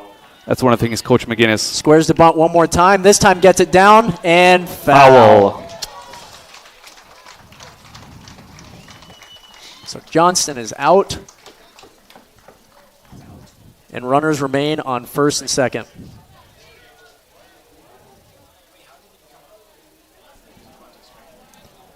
Yeah, that is something Coach McGinnis preaches. You've got to be able to execute those bunts in bunches, those bunts in any situation. So I was not surprised to see him laid on the bunt there. Unfortunately for Kimberly, it rolls foul. That brings up the catcher, Braden Ellefson now.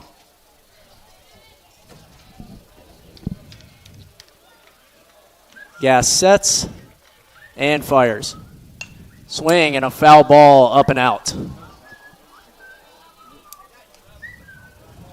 Fans clear away from that instead of trying to catch it. There have been a couple of those foul pop flies that I thought were going to get out that players have caught before. I don't know if that's the wind or I'm just used to the smaller foul area at Sunset Park. So Ellefson down 0-1. Runner still on first and second. Gass sets and deals curveball and foul ball. Ellefson sat back on it, but it just caught him up in the hands and got a little stuck.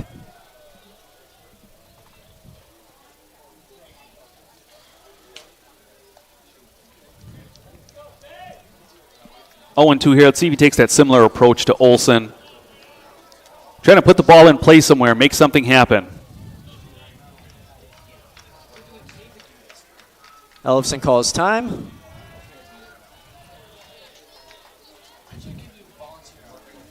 Settles in. Gass gets his sign. The 0-2 from Gass. Fastball just missing. Yeah, that was a little high, but Ellefson is a tall guy, so I would not have been surprised if he would have rung him up on that one. 1-2 now.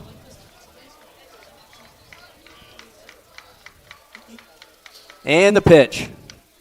Swing and fouled away again. Ellefson putting in a tough at-bat.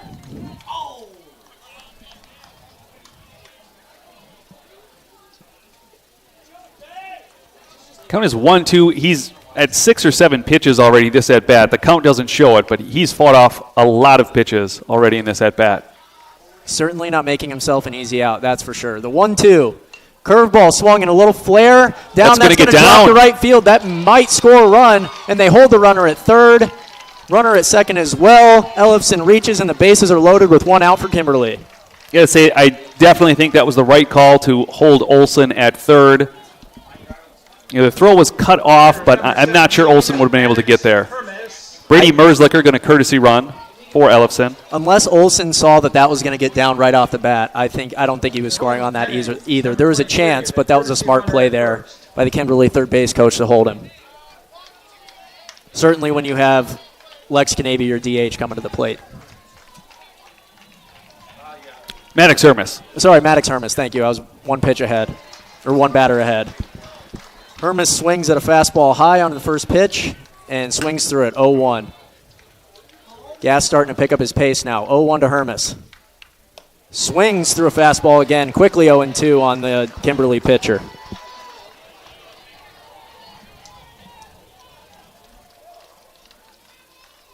The 0-2. Swing and fouled straight back to the screen. Try to sneak a fastball by. Hermes is ready for it up there. Gets a piece of it. So we'll redo 0-2 and the pitch. Fastball swung and popped up into shallow. Sorry, that's straight up to shortstop. And that's infield fly rules in effect. Hermes is out, and there's 2 outs now in the inning. Batter's number 11 now, Lex Knabe. Now Lex Knabe comes to the plate. Maybe a little redemption for Lex after missing that bunt. Not his fault that inning fell apart, but hey, a little single here. No one forgets about, or no one remembers that missed bunt. First swing is a liner down the right field line and foul. I thought I manifested that into existence there with that comment. Knabe being aggressive here in this at-bat. I think he was sitting dead red on that first pitch regardless of what it was. 100%. Remember in the second inning, he had that sacrifice fly with the bases loaded out to deep left. The 0-1 to Knabe. Swing and fouled back. Down 0-2. Gas is really working ahead of all of these hitters. You know, the bases are loaded, but he's been ahead on almost everyone. He has been great at finding the strike zone. So 0-2, 2 outs, bases loaded, and the pitch. Fastball looking, strike 3. Gas gets out of a jam, and Kimberly is unable to tie the game. They had a massive chance there. Fortunately, they still have a few innings left. We'll see you on the other side. The World of Abrams, your #1 dealership with a veteran staff in all departments. 10 years experience and counting. Quality you can depend on. Chrysler World is your top dealer in customer satisfaction and sales satisfaction year in and year out. A full staff service and body department that'll work on all makes and models. Free estimates, a huge parts department. And they need cars. They'll buy any car, whether or not you purchase from them. Chrysler World of Abrams. Contact them. Follow them. Be sure to check them out. Hey, Howard, Swamico area. Alex and Danielle here with your local budget blinds. We know you're on a budget with both time and money, so we make it easy. We come over with our free in-home consultation and free design services for blinds, drapes, and shutters. You pick what you want, we measure, and you get the quote before we leave. And to top that off, right now, get 25% off. We have financing available and lifetime warranties. Blinds installed in a couple hours. Now that's easy. Call now. Kenny Loggins would pump me up. All right, we're back here. Danger Zone is playing. We've got a new pitcher, Connor Olson in. Olson and Hermes just switched, so Maddox Hermes now at shortstop. Connor Olson, number 7, now pitching for Kimberly. Third baseman Broden Butson going to lead off the Hortonville 6th. Leading off for the Polar Bears, number 10, Broden Butson. Just going back to the last half inning quick, I wonder if Knabe was looking for an off-speed pitch and he just got frozen with a fastball. It seemed like he might have been fooled. Couldn't get the bat around, and you just hope and pray that it's not a strike, but that one was pretty obvious. Strike 3. Olson winds up to Butson. And that is hit hard into center. Meyer on his horse. That is a solo home run for Broden Butson. First pitch of the 6th inning. Solo shot makes the score Hortonville 4, Kimberly 2. If you're Hortonville, that is exactly how you wanted the 6th inning to start. If you're Kimberly, that is a devastating blow to them. Devastating blow after you have the bases loaded, don't get anything in. That's kind of the second big momentum shift. You know, Kimberly thinks they're scoring. Cale Conrad makes that great play at second, and now you have bases loaded, don't get anything. And Hortonville answers back with a solo home run. Number 3, Griffin. Designated hitter Griffin Jens coming up next.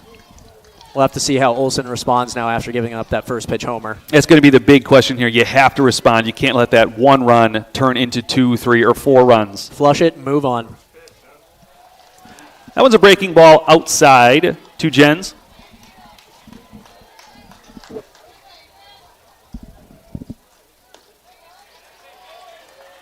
Little low outside for ball 2 on a fastball from Olsen. Jens stepping out looking for a sign, but there is none. Olsen fires. That's popped up. Is that one coming to us? Nope. That's caught by Ellefson. I realistically thought we had a chance to catch that one here. That shows how poor my depth perception is, apparently. We have a lot of blind spots up here in the booth as well, so. Thanks, I appreciate that, Zach. Bring up right fielder number 15, Isaac Banky. That was more so in our view, not so much geared toward you, Jeff.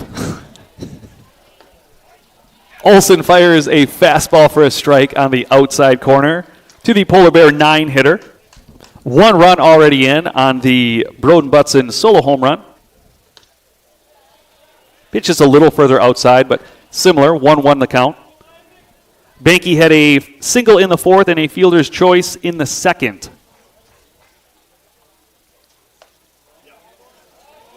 That one's a little low.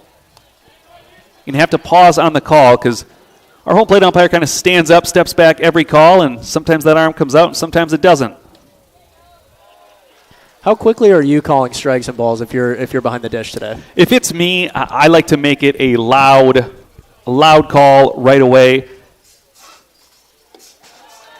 And I am of the mindset that even if I'm wrong, I'm going to be confidently wrong. No one's going to second guess Next up, number 11. if it's a ball or a strike. Isaac Banky walks, brings up catcher number 11, Turner Kunke.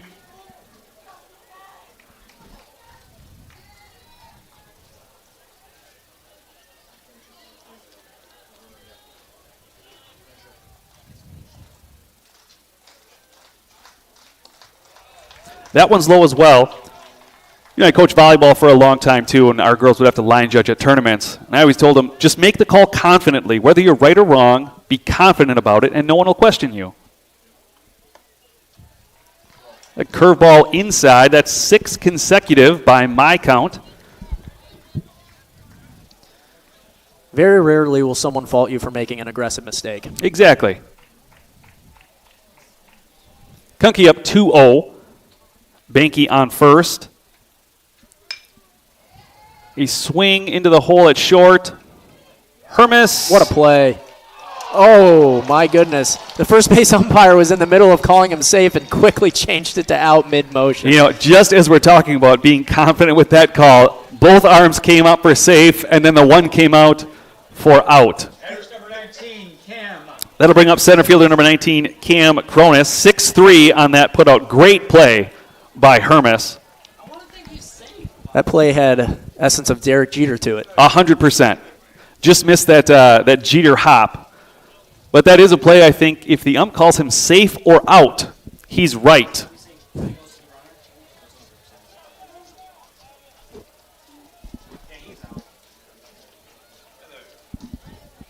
We got an unofficial replay up here, has confirmed he was out. Not my words. That's the words of our replay official up here. That's about as close of a play as we'll get at first as well. Curveball for a strike from Olsen. 0-1 the count. Banky on second after a walk. 2 outs here in the top of the 6th. Deering kind of holding on. High fastball. 1-1.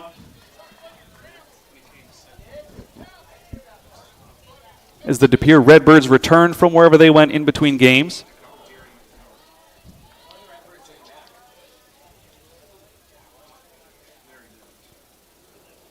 Olsen looks, fires.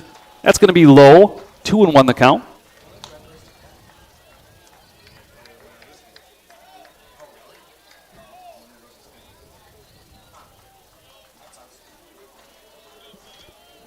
Cronus up 2-1 here. Runner on second. 1 run already in off of the Butson home run. Olsen throws high with the fastball. It's going to push the count to 3-1. There's not a whole lot lost here if you end up walking Cronus. The big loss is that first baseman Rashad Kastner is coming up next, a dangerous hitter for the Polar Bears.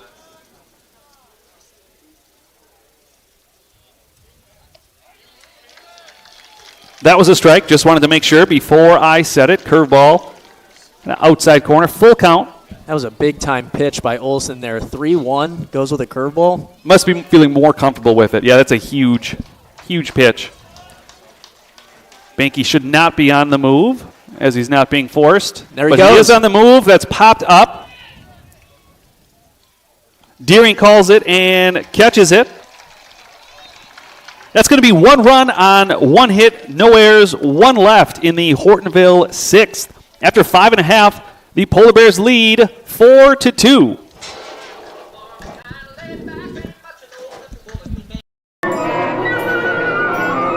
When things aren't quite right, the results can be less than ideal. We just need to make a few adjustments. Bellin Health has created places that kids and teens feel are just right for them, for the things that teens need help with. I believe this is yours. From band student to rock star, there's only Bellin Health. Considering a room update or building your dream home and don't know where to begin? The design team at Maco's will guide you through the selection process and put your mind at ease. Solutions and styles to make you the envy of the neighborhood. Maco's, your premier flooring center. Now that's value. Hungry? Check out this deal on the best pizza in Wisconsin. I love this pizza. And you'll love getting $5 off any Gallagher's Pizza order of 30 or more. Call us for delivery. It's the best way to feed your office for lunch. Hitting off the bottom of the 6th, Port Kimberly. Top of the order now for Kimberly as we start the bottom of the 6th here. If there's a time for Kimberly to get back in this game, it's right now. Kiefer squares the bunt, takes the first pitch for a ball. You know, last 2 innings, Kimberly has challenged right away. Unable to come away with anything. The 1-0 is a fastball that Kiefer swings and misses. Yeah, Jeff, they've been threatening. They just haven't been able to cash in.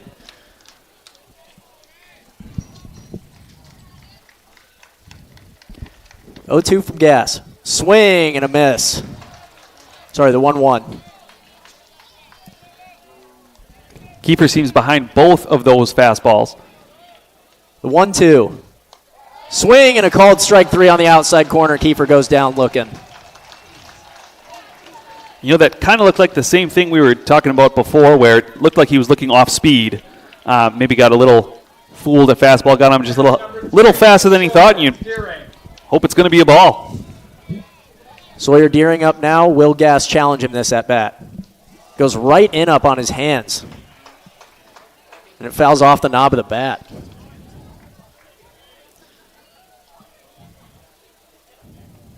The umpire checking, making sure Sawyer is okay. I think Sawyer said, yep, off the bat, I'm all good. The 0-1 from Gas. Curveball just missing on the outside corner, says the umpire.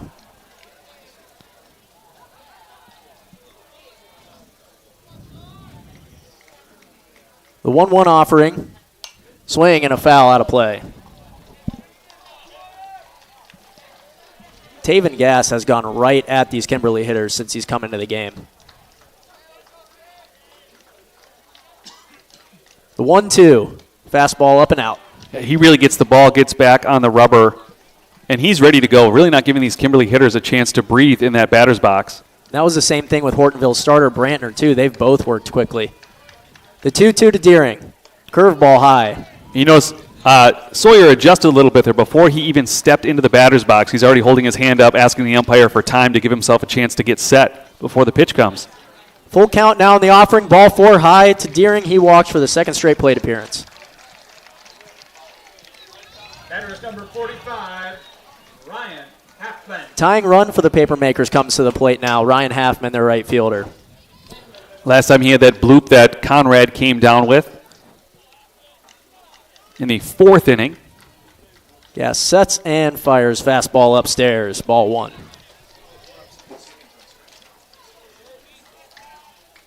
Now, if I'm Halfman, I'm taking here. That's 4 balls in a row, all high. I might be taking a strike here. unless I have a pitch that I know I can drive. If it's not in his window, I would be taking all the way too, Jeff. Squares a bunt and foul. That shows what I know. That's why I'm in the booth and not on the field. I'm just as surprised as you are. I was so surprised that he bunted there. When you're representing the tying run, you're bunting with one out. Ball and a strike now. Runner on first. And the pitch from Gass. Swing and a foul tip back into the glove. Hoffman really wanted that one. Put a good cut on it, just couldn't connect. 1-2 the count now. Gass comes set. And the offering. Fastball upstairs. Hoffman's able to hold and evens the count back in 2-2.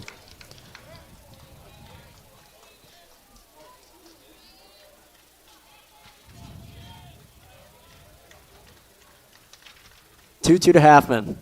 Swing and a strike 3 for the second out of the inning. You know, Gass has been kind of living upstairs, which you typically don't want to, live as a pitcher, but it seems like the fastballs are getting on these Kimberly hitters a little faster than they are ready for it, and they're behind all of them. Kimberly down to their final out as Connor Olson steps in. Takes strike 1 on the outside corner.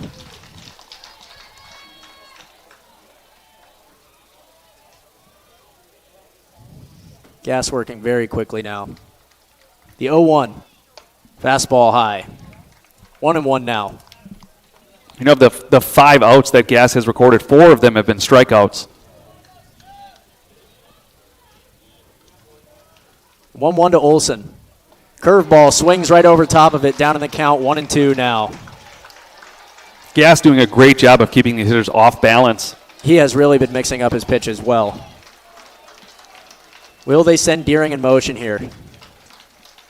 No, they don't. And the 1-2 swing and a fly ball out to left. Is that going to go back? That's off the base of the wall. Deering is coming around to score.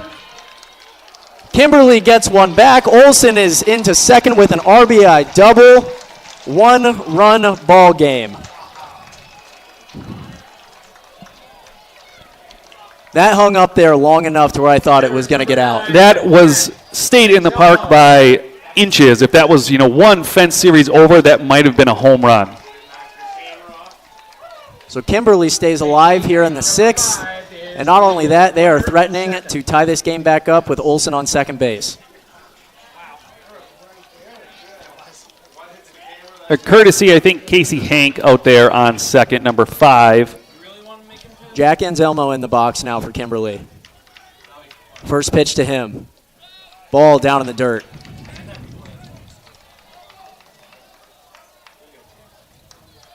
Anselmo looking for his first hit of the ball game. And it would be a big one if he gets it. The 1-0 swings right through a fastball for strike 1, 1-1. The big swing from Jack. He really wanted that one. This is difficult as a hitter. You got to stay within yourself and can't change your approach at all. Yeah, keeping your heart rate down here is going to be very hard to do. Curveball catches the outside corner for a strike. That was a very slow strike call by the umpire. It's like he was deciding as he was stepping back from that one. Even I felt the fans, when he stood up and then made the strike call, everyone kind of like, whoa, hey, there it is. A very delayed strike call. And there's some debate between the home plate umpire and the Kimberly coach on that one.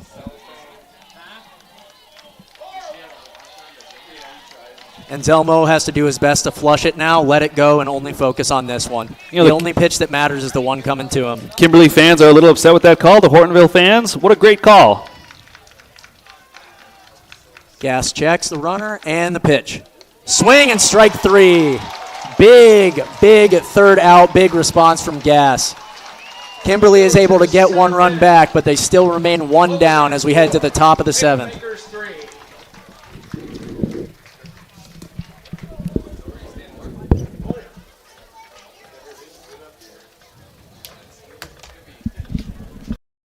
This isn't Madison Square Garden.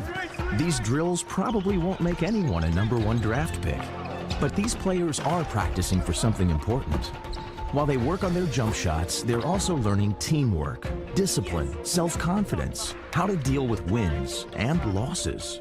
Skills that will make them winners long after they leave the court. Support high school activities in your community, because when kids take part, they get set for life. Hungry? Check out this deal on the best pizza in Wisconsin. I love this pizza. And you'll love getting $5 off any Gallagher's Pizza order of 30 or more. And it's all you can eat at our lunch buffets at any of our 4 locations. You're listening to Bayport Pirates Sports on NEW Sports Radio at newsportsradio.com. All right, here we are, top of the 7th. We've had a lot of fireworks recently. Rashad Castner going to lead off the top of the 7th. The Polar Bear first baseman, Connor Olson, still on the mound. Or Olson's first pitch of the 6th inning went yard. He's going to start Castner off with a curveball for a strike. 0-1. If you're Kimberly here, you got it down to 1 run. You really want that 1, 2, 3 quick inning to get your bats back on the field. There's no other acceptable option here for Olson than putting up a 0. Curveball a little low. 1-1 to Castner.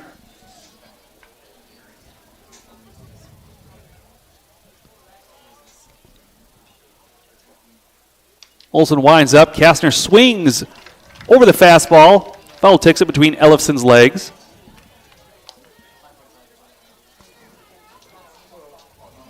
Olson has an interesting windup where he's almost starting half from the stretch. You know, kind of that first step is a side step. Real light weight shift.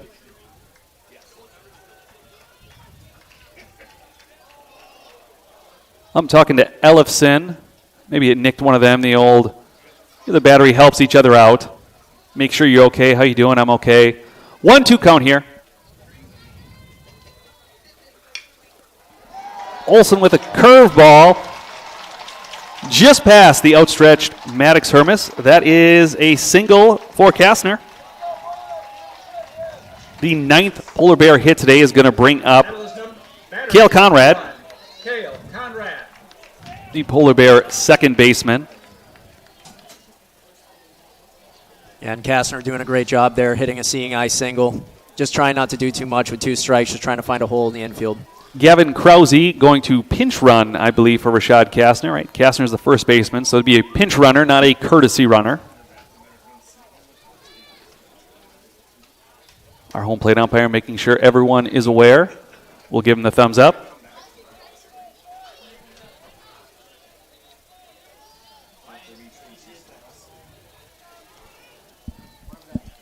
Gavin Krause, your courtesy runner. Cale Conrad steps in. Olson steps into the rubber to get his sign.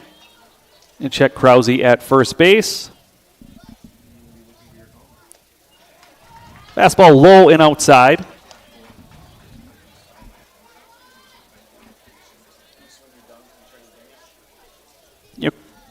Conrad's the 4-hitter, but do you put down a bunt here to try and get an insurance run? And there it is, foul tick.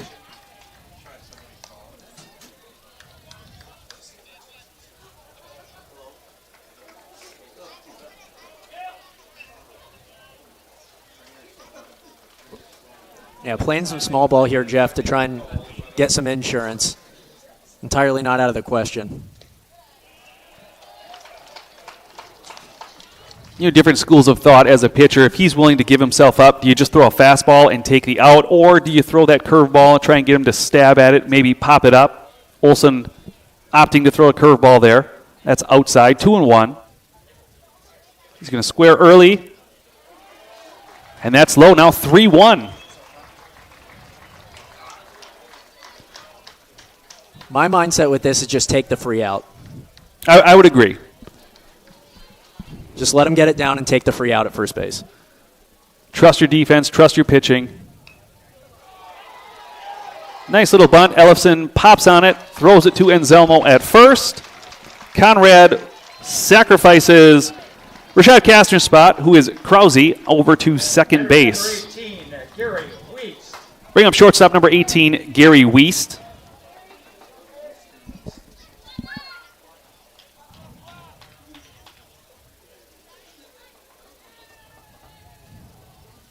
Krause, an important run out there. If you're the Polar Bears, if you're the Papermakers, you want to keep him stranded on the base, so you only need one here in the bottom of the 7th. Olsen steps.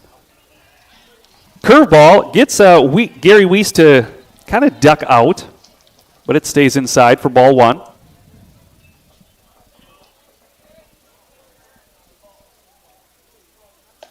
Olsen deals. Weiss swings through a high fastball.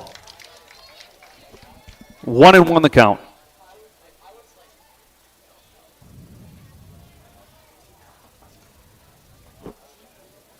Krause not being held on at all on second base as I say that. Deering in a little bit. There's a pop-up.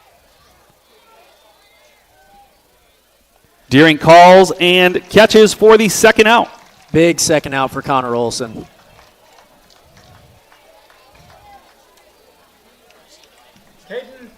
That brings up left fielder number 12, Caden Kresge, with 2 outs. Krause still at second. Olsen still pitching from the stretch.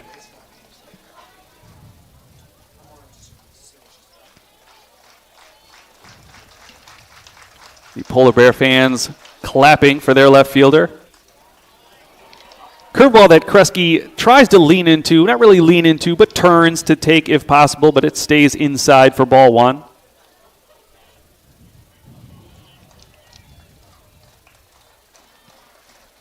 Olsen checks on second, deals home. There's a swing. That's going to be a single. Are they sending him? They are. Play at the plate is missed by Ellefson. The throw was a little bit up the line. That's an RBI single by Caden Kresge. Pushes the score to 5-3. Ben Johnson fielded that in left field, came up firing. The throw was a little bit up the line. Ellefson tried to move to catch it and still take the runner, but missed it. Kresge advances to second. That brings up third baseman number 10, Broden Butson. I think if Johnston's throw is on the money, Krause is out at home. It just seemed like Johnston was a little hesitant on how aggressive he needed to be on that. Just caught in between whether to try and dive for it or play it on a hop. Ended up getting caught kind of in between a hop, didn't field it cleanly. He had to kind of take it in his gut there for sure.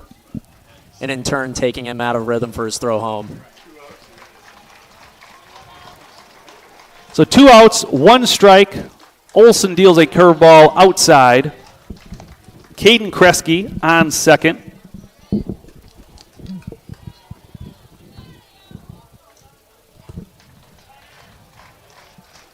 Olsen looks in to get the sign, checks the runner. Deering holding on a little bit. There's a foul ball out of play. 1-2 the count.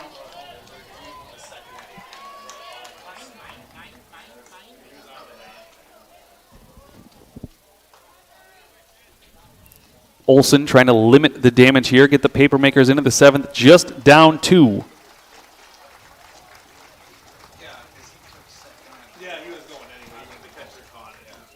Strike 3. The damage is kept to 1. That is 1 run on 2 hits, no errors, 1 left in the Polar Bear 7th. They have a 2-run lead, 5-3, with the Papermakers coming up, needing 2 runs to keep playing.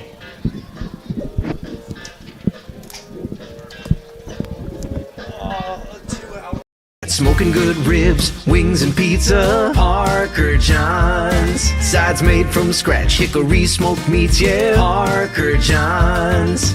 Come on down to Parker John's for pizza or barbecue. Smoking daily just for you. We got smoking good ribs, wings, and pizza. Parker John's. I see you down there, it's the place to meet ya. Parker John's. Parker John's. At Bellin Health, we believe when part of you is injured, we have a part to play. Whether you're injured swinging for the fences or tending the hedges beside them, whether your goal is to play across the pond or star in Swan Lake, whether you're injured building strength or using your strength to build, Our part is to provide no-cost injury consults, no matter what part hurts. That's right, free of charge. Welcome to the Orthopedic Walk-In Injury Clinic at Bell & Health Titletown Sports Medicine and Ortho. Bottom of the 7th now, and Kimberly's season comes down to this. Ben Johnston, the left fielder, leading off for Kimberly. Well, let's see how Kimberly is going to claw their way back into this thing. Johnston swings through the first pitch, down 0-1. Johnson with a single in the second, walk in the third, strikeout in the fifth. Taven Gass still on the mound to close it out for Hortonville. Swing and a foul back. Johnston quickly down 0-2. Just going to say the same thing. That is a quick 0-2 count. Gass working very fast. Johnson's got his work cut out for him here. Right now, it doesn't matter how you get on base. Just get on base. Time to play a little money ball. The 0-2 to Johnston. Strike 3 called. Goes down on 3 straight fastballs. And there's 1 out in the bottom of the 7th. Kimberly down to their final 2 outs this season. Really not the at-bat you want. Obviously, any strikeout is, but a 3-pitch strikeout.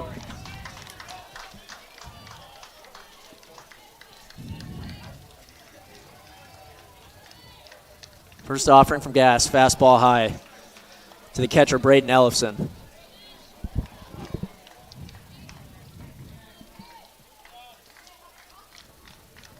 (1-0). Called strike fastball. Counts even 1-1. Gass is working very quickly now. He's in a rhythm. And even the umpire here holding him at a time before he can throw. The 1-1 is a fly ball out to right field. Right fielder's camped under it, and that is 2 outs in the 7th. Hortonville is 1 out away for a date with De Pere in the sectional final. Batter is number 17, Maddox Hermes.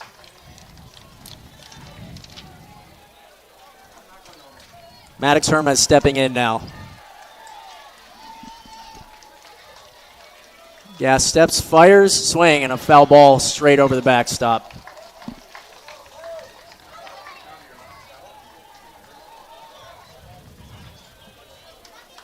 And again, Kimberly hit her down in the count.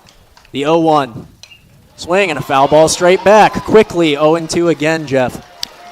Gass has been absolutely lights out this inning, pounding the zone, getting ahead, and again, not giving those Kimberly hitters a chance to breathe. It feels like every at-bat he is up 0-2, and Kimberly hitters have been defensive. The 0-2. Fastball up and out. Hermes and the Kimberly baseball season still alive. Pitch was close, but I think a ball. A good call there. The 1-2 from Gass. Swing and a foul back. Hermes stays alive. You're battling here. The Hortonville Polar Bear fans on their feet. Kimberly fans holding their breath. Hoping for some Hermes action here to get them to sit down, at least for another batter, right? You're living for one more batter right now. Gass sets in, and the 1-2. Swing and strike 3. Hortonville moves on.